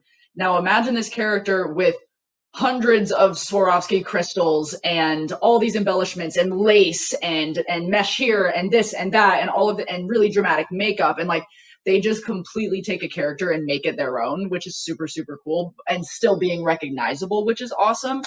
um and so I want to kind of take what they do and just take it down to a smaller level and add some stuff to it that just kind of I want to make it my own thing instead of just being completely screen accurate. um but that's stuff that I'd like to try and accomplish this year. In regards to like big dream cosplays, like I said earlier, one of them is definitely Twilight Princess Link for sure. Um, I would also love to get out of my comfort zone and cosplay Midna in her true form, which is like insanely out of my comfort zone, Like but I when she has really want to like push myself. like how she looks human, the dress, Yeah, the orange. Oh, like I've seen that both is such a dream. her demonic Yeah, form her as I little call imp it, and then form. Yeah, her quote unquote her quote unquote human form, which yeah, I've like her seen some true people form. cosplay and they use like stockings and all this stuff Yeah, like arm socks and everything, and it's impressive. that'd be pretty. That honestly would be that'd be cool to see. And I know like Yeah, it's doable, but like yeah, to get it right, because then you got her makeup because she's got her skin tone, and then the lipstick, the yeah. eye makeup, and it's just like all And those like how bells her and all hair those works fancy is bells and crazy. whistles. Yeah, her hair is bonkers Which as brings well. me, Which, oof, but oh yeah. yeah, it is. This actually brings me to another question. Now that because you say you cosplay both um male and female characters, which is more easier for you to do to cosplay female characters or male characters, or does it like, or is it just it kind of goes back and forth sometimes depending on the character? It kind of goes back and forth. Like you said, it mostly depends on the character. If I really like that character, then it doesn't really matter to me if it's a male or a female character in whatever media I'm engaging in. I tend to lean more on the side of doing masculine cosplays just because that's where I'm a bit more comfortable. But in the last few years, I've become a lot more confident in like tapping into femininity and allowing myself to be like, I want to feel pretty and I'm allowed to do that, so I'm going to. Um, but the only like really big struggle that I face is characters that have long hair. um, and so typically a lot of the female characters that I really, really, really like have long hair. And so I don't really Like like Miku cosplaying Hatsune, characters with long hair. Miku, for example. Say again? Like Hatsune Miku, she has long hair. Yeah, she's got long hair. And so that is a struggle for me. The only thing that saves me is the fact that it's off of my neck and it's in the pigtails and I'm free. And Oh, so like basically like long. Okay, I get what you mean by like long flowy hair, like yeah, Zelda, for example. yeah, Zelda would kill me. Some there are cosplays where I'm like for SakuraCon, there are two cosplays that I'm wearing with just straight up long hair. I'm doing a casual Caitlyn Kierman from Arcane and Rimuru Like Tempest from that I time I got can't wait. reincarnated as a slime. I can't. I can't wait to see Caitlyn and Rimuru. That's the main character who has like the long blue hair, right? Yeah, that can turn into like a little Oh, slime creature and okay, all that. I've seen people cosplay as Remo quite often, actually. Yeah, I love Rimuru. They're so cool. I love him. I mean, you But yeah. can't get away with Caitlyn's ponytail look. Yeah, the only struggle that I face with that is that the wig that I got specifically is a little bit hard to get into that specific shape. Oh, So that's rough. okay. But thankfully I am just wearing her for the evening, so I only have to I'll have her on for a couple of hours and I don't have to deal with an entire day of being in a long wig. Which Which is outfit of great. hers is it? Like her season two ending outfit where she's like wearing the turtleneck and the eye patch, or is it I'm like her actually just other doing look? like a casual, just Ooh. regular clothes stuff, and then Dragons Cosplays is going to be casual Vi with me. And so I'm very excited about that. Okay, honestly, that is. I can't wait to. This makes me also excited for KomoriCon because with all these media coming out, Yeah, dude, I'm so excited. I I'm can't so wait to see freaking what excited. people. I can't wait to see what people bring this year Yeah, I'm real for hyped. Kumo. Oh yeah, Yeah. no, definitely. Now on to the curveball questions. Let's see here. Have you ever had a cosplay mishap? Basically, the cosplay itself or the prop just broke, shattered, torn apart. Just anything that could go wrong did go wrong. Whether you were getting ready to go to the con or you were at the con, and just Yeah, like you just felt you just heard something break, snap, or tear. Like, oh shit, what was that? Is it me? Is it the prop? Like where? Who? Where? Why? How? yeah, I know that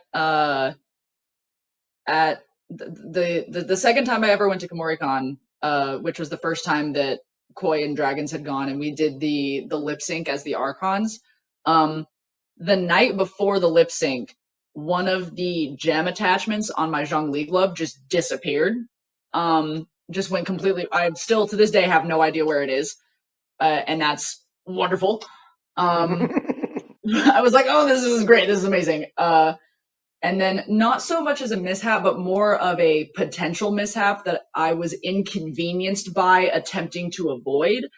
Um, at KNC, I think 2 years ago, so not last year, but the year before, I very last minute decided to join the 18 plus lip sync competition by myself, do a solo thing as Aki from Chainsaw Man. And it was very, very last minute, quick. Okay, we're doing a mini Chainsaw Man group. Like, I'm gonna be Aki, you're gonna be Power, you're gonna be Denji. Okay, cool, let's go. And so I bought the cosplay off of like Amazon, um, and it was a little tight. It was a little tight in the leg area because I'm long. I'm a You long got person. you got a. That's the thing about those cosplays on websites. Is like they're a size too either two size too big or a size too small, and Yeah, you will know. You'll like yeah. Or feel they like you're fit wearing in a one dress. area but not in the other area. Oh It's no, like they'll fit the I legs but learned not the that torso, I or vice learned that versa. mistake with a cosplay I bought off of eBay. And like, I'm gonna. It's like, I'm like careful. That's why I try to like buy in and buy. If I can buy them in pieces, it's like Yeah, okay. Taro Sakamoto. I was like, I can get the shirt. I already have the pants. It's just everything else is like, okay, can we yeah, find this? Well, it fits. yeah. Can I manage this? Yeah, even Rimuru is a little bit tight, but I'm like, oh, I'm not wearing him for the whole weekend, so that's okay. That doesn't matter. I'm not going to be doing anything crazy. But I realized that the pants were quite tight, and the choreography that I had put together for myself for this performance was not going to work with those pants. And so there were several parts that I had to completely redo, and then the day of the convention, when the 18 plus lip sync was happening, I believe it was on a Friday night. It was the first day of the con. I was in the parking garage of the Hilton, the DoubleTree Hilton, in the parking garage, re-choreographing and practicing what I was going to do later that evening because I went, oh my god, these pants are way too tight. I can't do it. I can't. And so I had to like figure something else out, which was frightening. Um, yeah, there's been a couple things that were very minor, like my body reacts very strangely to adrenaline. And so when I do lip sync competitions, in the last like 15 to 30 seconds of a performance, my body is like, we are so full of adrenaline and we're so hyped that we're almost done. We've almost done it. We did the thing. We did it. We're so proud of ourselves. I start gagging and just get so nauseous out of nowhere. And I know that I'm not going to throw up, but my body thinks I'm going to. And so been there before. there is video evidence of me at Kumo last year during the 18 plus lip sync. Laytrans and I did a case study of Vanitas lip sync together. The last few seconds of the performance, you can see me start to like tense up a little bit. And as we're going to walk off the stage and I'm picking up the chair and like the letter that we need, you can see me dipping my head away from the crowd so that they can't see me gagging because I'm just actively gagging as I'm walking off the stage. But yeah, I Adrenaline don't, can do that to you. Say again? Adrenaline can do that to you. Yeah, it's insane because it's like I'm so excited and like I'm not insanely nervous. There's like a healthy nervousness there, but my body just goes, "Hey, what if we started gagging right now?" And I'm like, "Okay, sounds great." But yeah, I don't know if I've ever had a full on something just goes absolutely horrendous moment. I've had a friend rip their pants as we were walking to the con. But I myself haven't had anything like that, I don't think. Well, I mean, that's good. Now, another one I always ask, I call them WTF moments. Moments at a convention that made you go, did that actually just happen to, like, okay, you're kind of creeping me out, I'm just gonna, back on up and get away. Just moments that made you just, like, question, like, what is the hell is wrong with this con? Yeah. There are two that are pretty quick ones that Kumo the year before last. 2023? Yeah, it was the 2023 Kumo. I was at Kumo 2023 as well, and I saw some interesting stuff. Period. But we had just like, I don't even remember what was happening. It was late. The convention center was technically closed, even though there were still people inside. And I was trying to, like, we were walking out of the convention center, the group of friends and I, and then we realized, oh, we're missing one of our friends, but we realized that they were with someone else, and I was like, oh, we should go get them and let them know we're leaving. I thought that they were outside already. There was just like a miscommunication.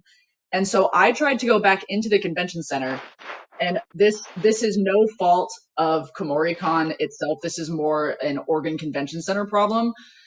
Because it was their staff. But I tried to enter the building again, and one of the staff members started yelling at me and was like, "No, you need to get outside." And I was like, "No, like I'm trying to go get my friend. Like we're all supposed to go and get food. Like I just wanted to go check and make sure they're okay." And she was like, "Yeah, I'm sure. Get outside." And I was like, "Okay, cool." I was like, "All right, awesome." And she was like, just giving me a super hard time. Would not let me back inside. So I had to book it around to the other side of the convention center and like wave somebody down to come open a door so I could go get our friends and get them outside.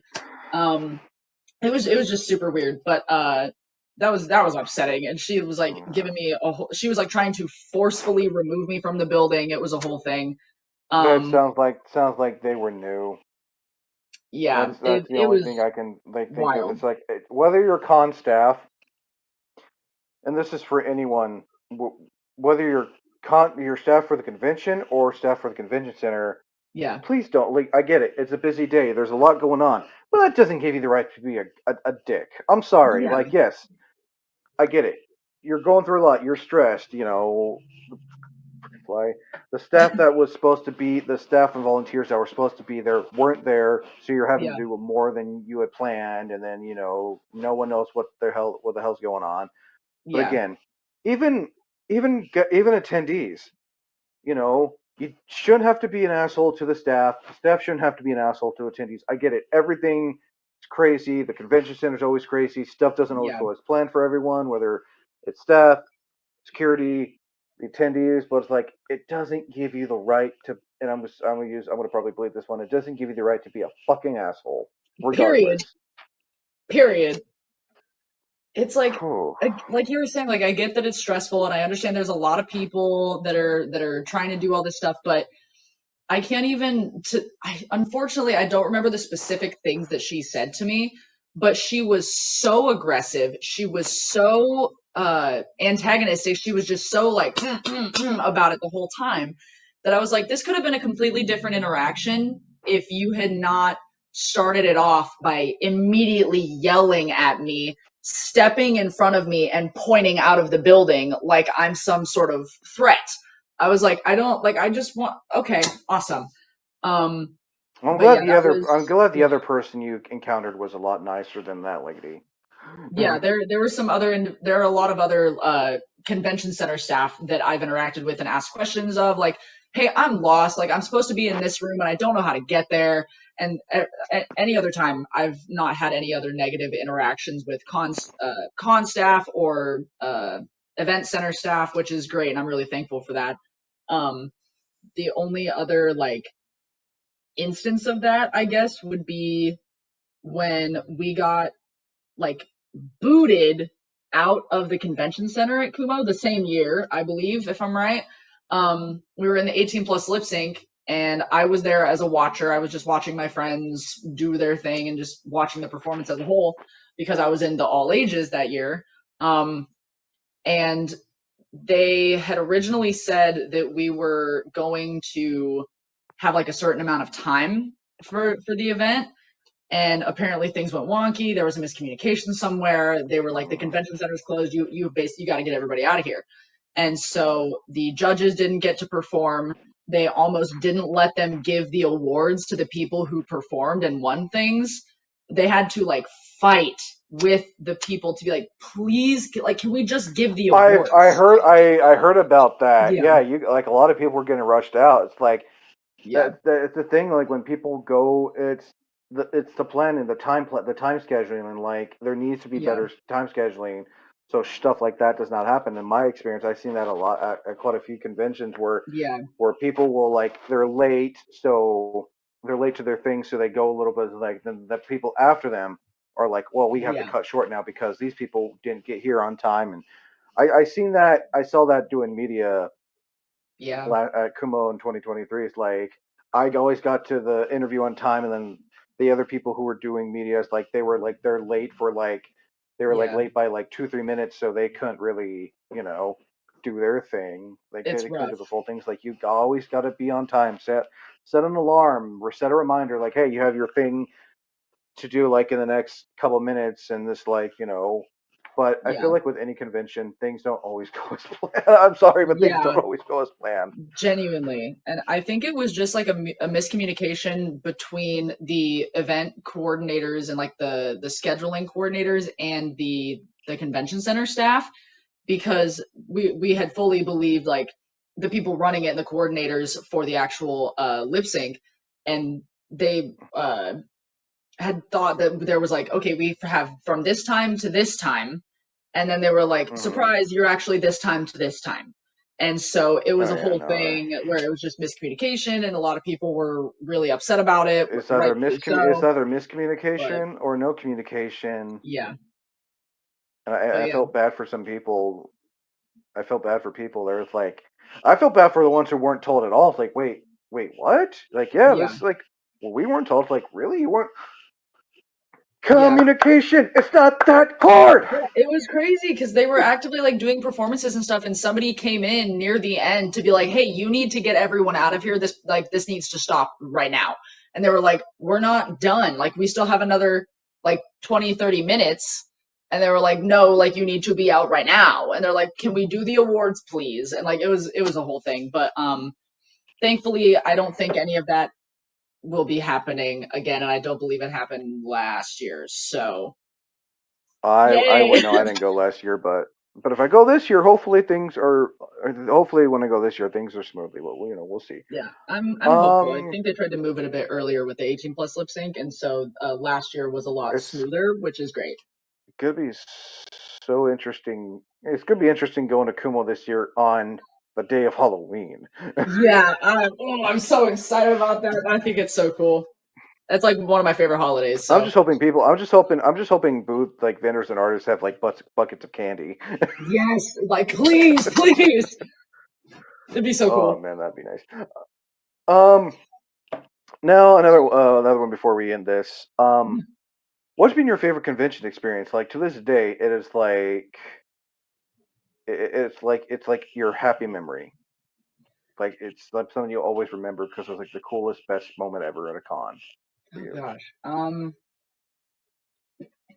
As like a general blanket covering, I think one of the biggest things to me is just being able to make new friends and see people that I love and that I cherish.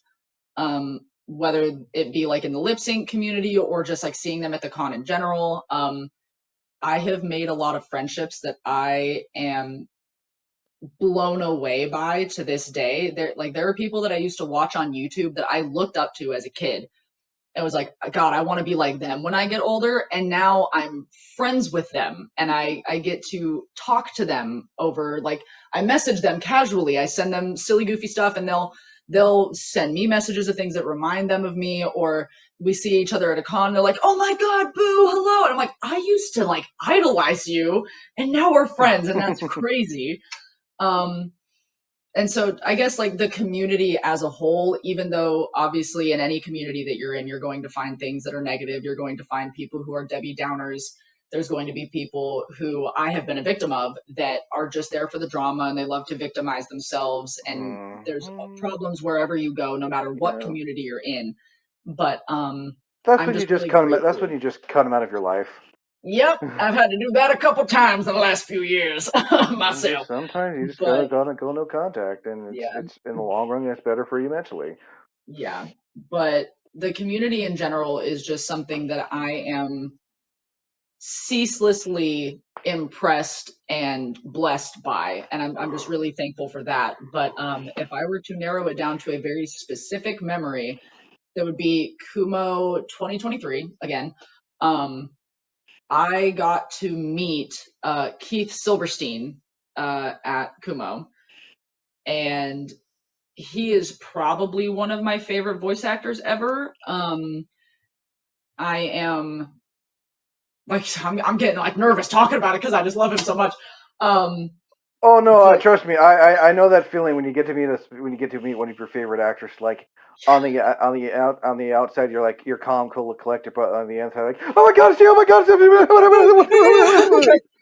you're like sweating, you're freaking Oh, out. trust me, I was that way when I got to interview J. Michael Tatum at Kabul. I was J. like Michael on the outside, Tatum. this is on the outside, like cool. It's like, oh my god, you voice Sebastian and Sir Yeah, Hammerlock from Borderlands and Black Butler, and you're the voice of dude. Sid Highwind from Final Fantasy VII. Oh, God, Like, I love J. okay, this Michael is Tatum. fine. He's so Everything's funny. fine. I love him so This is much. fine. Everything's fine. Yeah, everything's fine. I'm totally normal. I had a very short Mm. interaction with him when Lay was going through the line as CL to meet J. Michael Tatum. And I got to chat with him a little bit too because I was just his handler. Like I was holding some stuff for him. And then J. Michael Tatum turns to me and he's like, oh, are you the bag boy today? And I was like, oh, just for this, sir. And he went, oh, well, you'd make a great butler. And I was like, thank you so much. I was like, oh, but I'm gonna go getting to cry. I'm gonna meet go find a corner to cry in now. I'm gonna go sob. I'm just gonna go hop over there and I'm gonna scream about it. His partner is also just amazing. His husband is great. I love him so much. Oh yeah. Um, Oh yeah. No. but getting to meet Keith Silverstein was like a huge deal because, and this is like a fun way to wrap up the whole like my cosplay journey thing is that the break that I took from cosplay was like a really, really devastating experience and time frame because I just completely lost a creative outlet that had previously meant a lot to me. And I lost the community around it because my group of friends at the time that I had been cosplaying with, I lost them like in an instant because they didn't want to associate with me anymore. And it was just like a whole thing, and I was really bummed out and I lost a lot of friends and I didn't have any connections, and it was because like I stood up for what I thought was right, and so I was really disappointed and just like by myself and isolated, and I tried to find community in other ways, but I still felt that lack of wanting to cosplay and wanting to create something. um, and so to find Genshin Impact of all things, Zhongli was instantly an incredibly important character to me. He's the reason I started playing the game because a friend of mine, the same one that met me in the Ruby cosplay that thought I was cool and wanted to be my friend, uh, sent me the trailer for Zhongli that had come out from Genshin. And I watched it and immediately fell in love with him, started playing the game. And if I hadn't, and I didn't start cosplaying from Genshin, and if I hadn't cosplayed Zhongli, I would not be where I am right now. And so to have the opportunity to meet this voice actor who indirectly changed my life and brought to me some of the greatest friendships and opportunities I have been blessed with ever in my entire existence was like, it was so surreal to talk to him and tell him like, I know that you don't know me and I don't know you as a person, but the work that you've done and the thing that you have created with this character and the fact that you lent your voice to a character that means so much to me has kind of indirectly made you mean a lot to me. Um, and I love your work as Torbjorn, and I love your work as Speedwagon from JoJo's Bizarre Adventure. And I just was like naming off all these different characters, and I'm like, I have been a big fan of your work for a long time without even knowing it was you and knowing that that was your name until I started playing Genshin. And then I realized all of these characters that I've loved for years. I'm like, oh my God, that's the same guy. And now I have all these friendships because of this one character in this one game. And he actually had like a full conversation with me, which normally I've done like signings with voice actors and stuff before where it's very like, hi, nice to meet you, like I love your work, this is my favorite character of yours, oh thank you, I'm so glad you appreciate my work, here's a picture, sign the thing, you go. I got to stay at his booth with a line behind me for like 5 minutes just talking to him and just having a whole conversation, and it You was can just tell which insane. guests are. You can tell which guests are there to interact with the attendees and which guests are there for the paycheck. The Yeah, ones that are there for the paychecks, like, oh hi, okay, next, right, hi yeah, next, hi next, hi, oh yeah, yeah. okay, And bye then next, yeah, and then you got you people find like the like, balance then you where got they're people just like tired. Key, then you got people like Key Silverstein, Alejandro Saab, J. Michael Oh Tatum, yeah. um, you're like, okay, like, yeah, like, oh, it's been like 5. Okay, sorry, everyone. I'm gonna get the conversation now, Yeah, so you guys sorry, can go. It's been great. don't kill But me. yeah, I also got to meet Alejandro Saab, which was great. I told him a joke because I was like, hey, I like your work as this character, this character. Also, Sino, can I tell you a joke, please? And so I told him a joke. He clapped. It was great. Um, Sino, but Sayu, like, yeah, yeah, I love his VTubing stuff a lot. I really, really like that as well. But I got a print from Keith Silverstein, and I specifically was like, if you could put a quote on there, that would be great. And he was like, okay.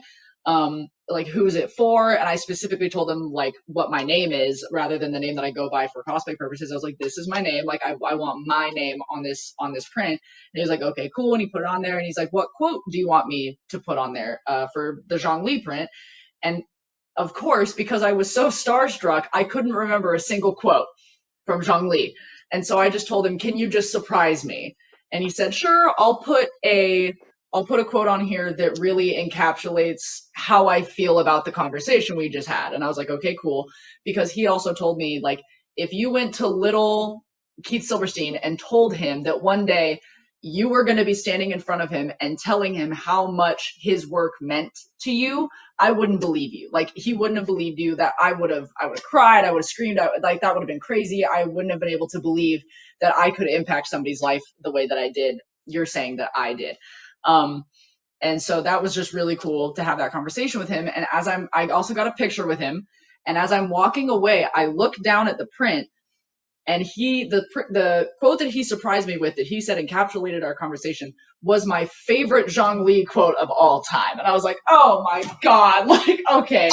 And so it was so insane to have that experience. And it just felt like all the stars just aligned for it to be the most beautiful little conversation and interaction I got to have with him. And I hold that very near and dear to my heart to this day. So, yeah. nice.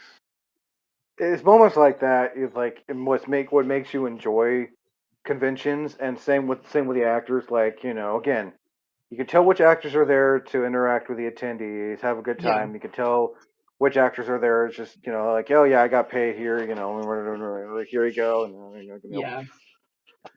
take your shit and leave type of thing. And I'm not. Yeah. That's no disrespect to actors. Like I get it. You're the con's paying you all this money to come here and whatnot, but then you got the other Yeah. ones who are like there for the con itself, for the Yeah. fans, have a good time, interact with the fans, wander around the con floor and you know interact individually with the people on the con floor and have a good time. Like, Yeah.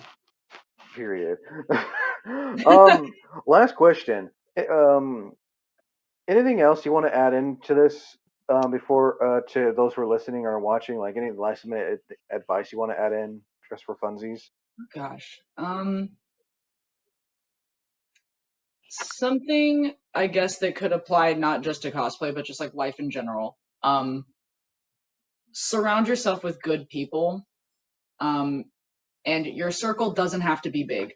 It doesn't have to be big. Um, No. I have been through a lot of really difficult friendship losses and hurt and frustration because I wasn't hanging out with people that appreciated me for who I was, and they saw me as a means to an end, and just somebody to have in the cosplay group, or somebody to, okay, yeah, well, I guess we'll have you at our D&D table because we need another player and we need somebody to be a cleric. Just anything in life.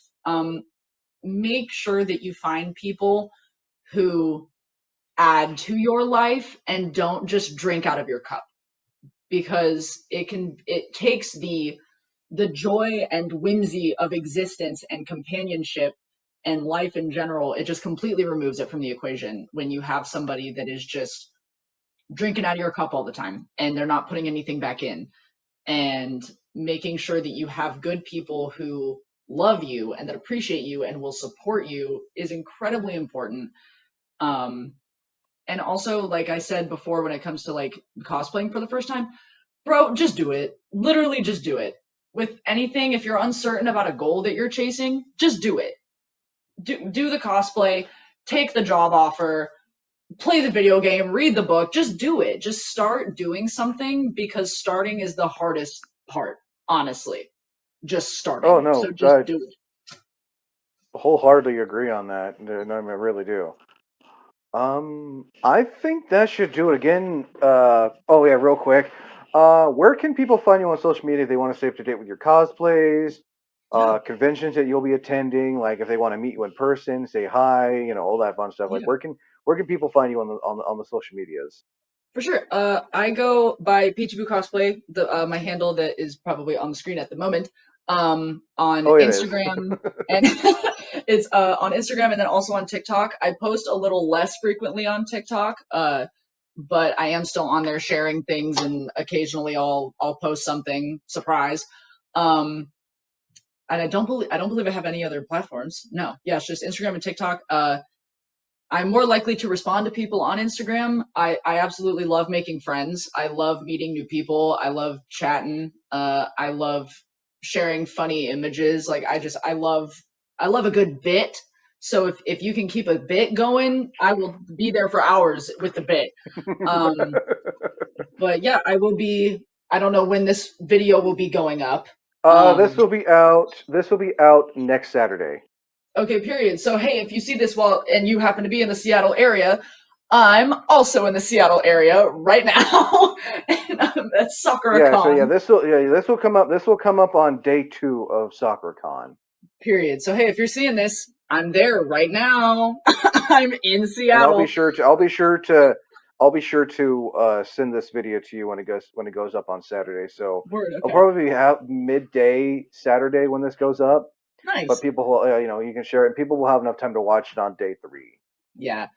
Um, and then again, potentially KomoriCon, in Portland, Well, Oregon. hope Just to hope to see you know, hope to hope to see you there because I'm going up to Kumo as well this year. Yeah, Again, I'm my really second time hopeful that I around. can go, because it's one of my absolute favorite conventions. Now that KNC's gone, it's probably my favorite.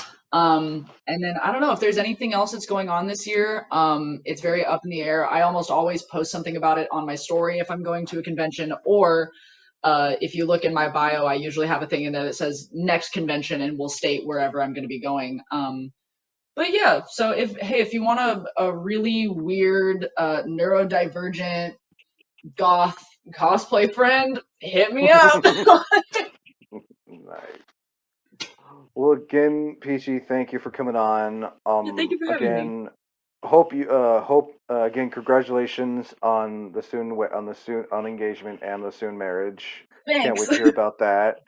And yeah, no, again, thank you for coming on. I also want to give Koi a shout out for recommending you as well. Yes. Smooches to Koi. Oh yeah, no, definitely. So yeah, thank you. So yeah, that should do it, everyone. As always, I'm Wayne the Unknown. Until next time, thank you for listening, and as always, thank you for watching. Yahoo!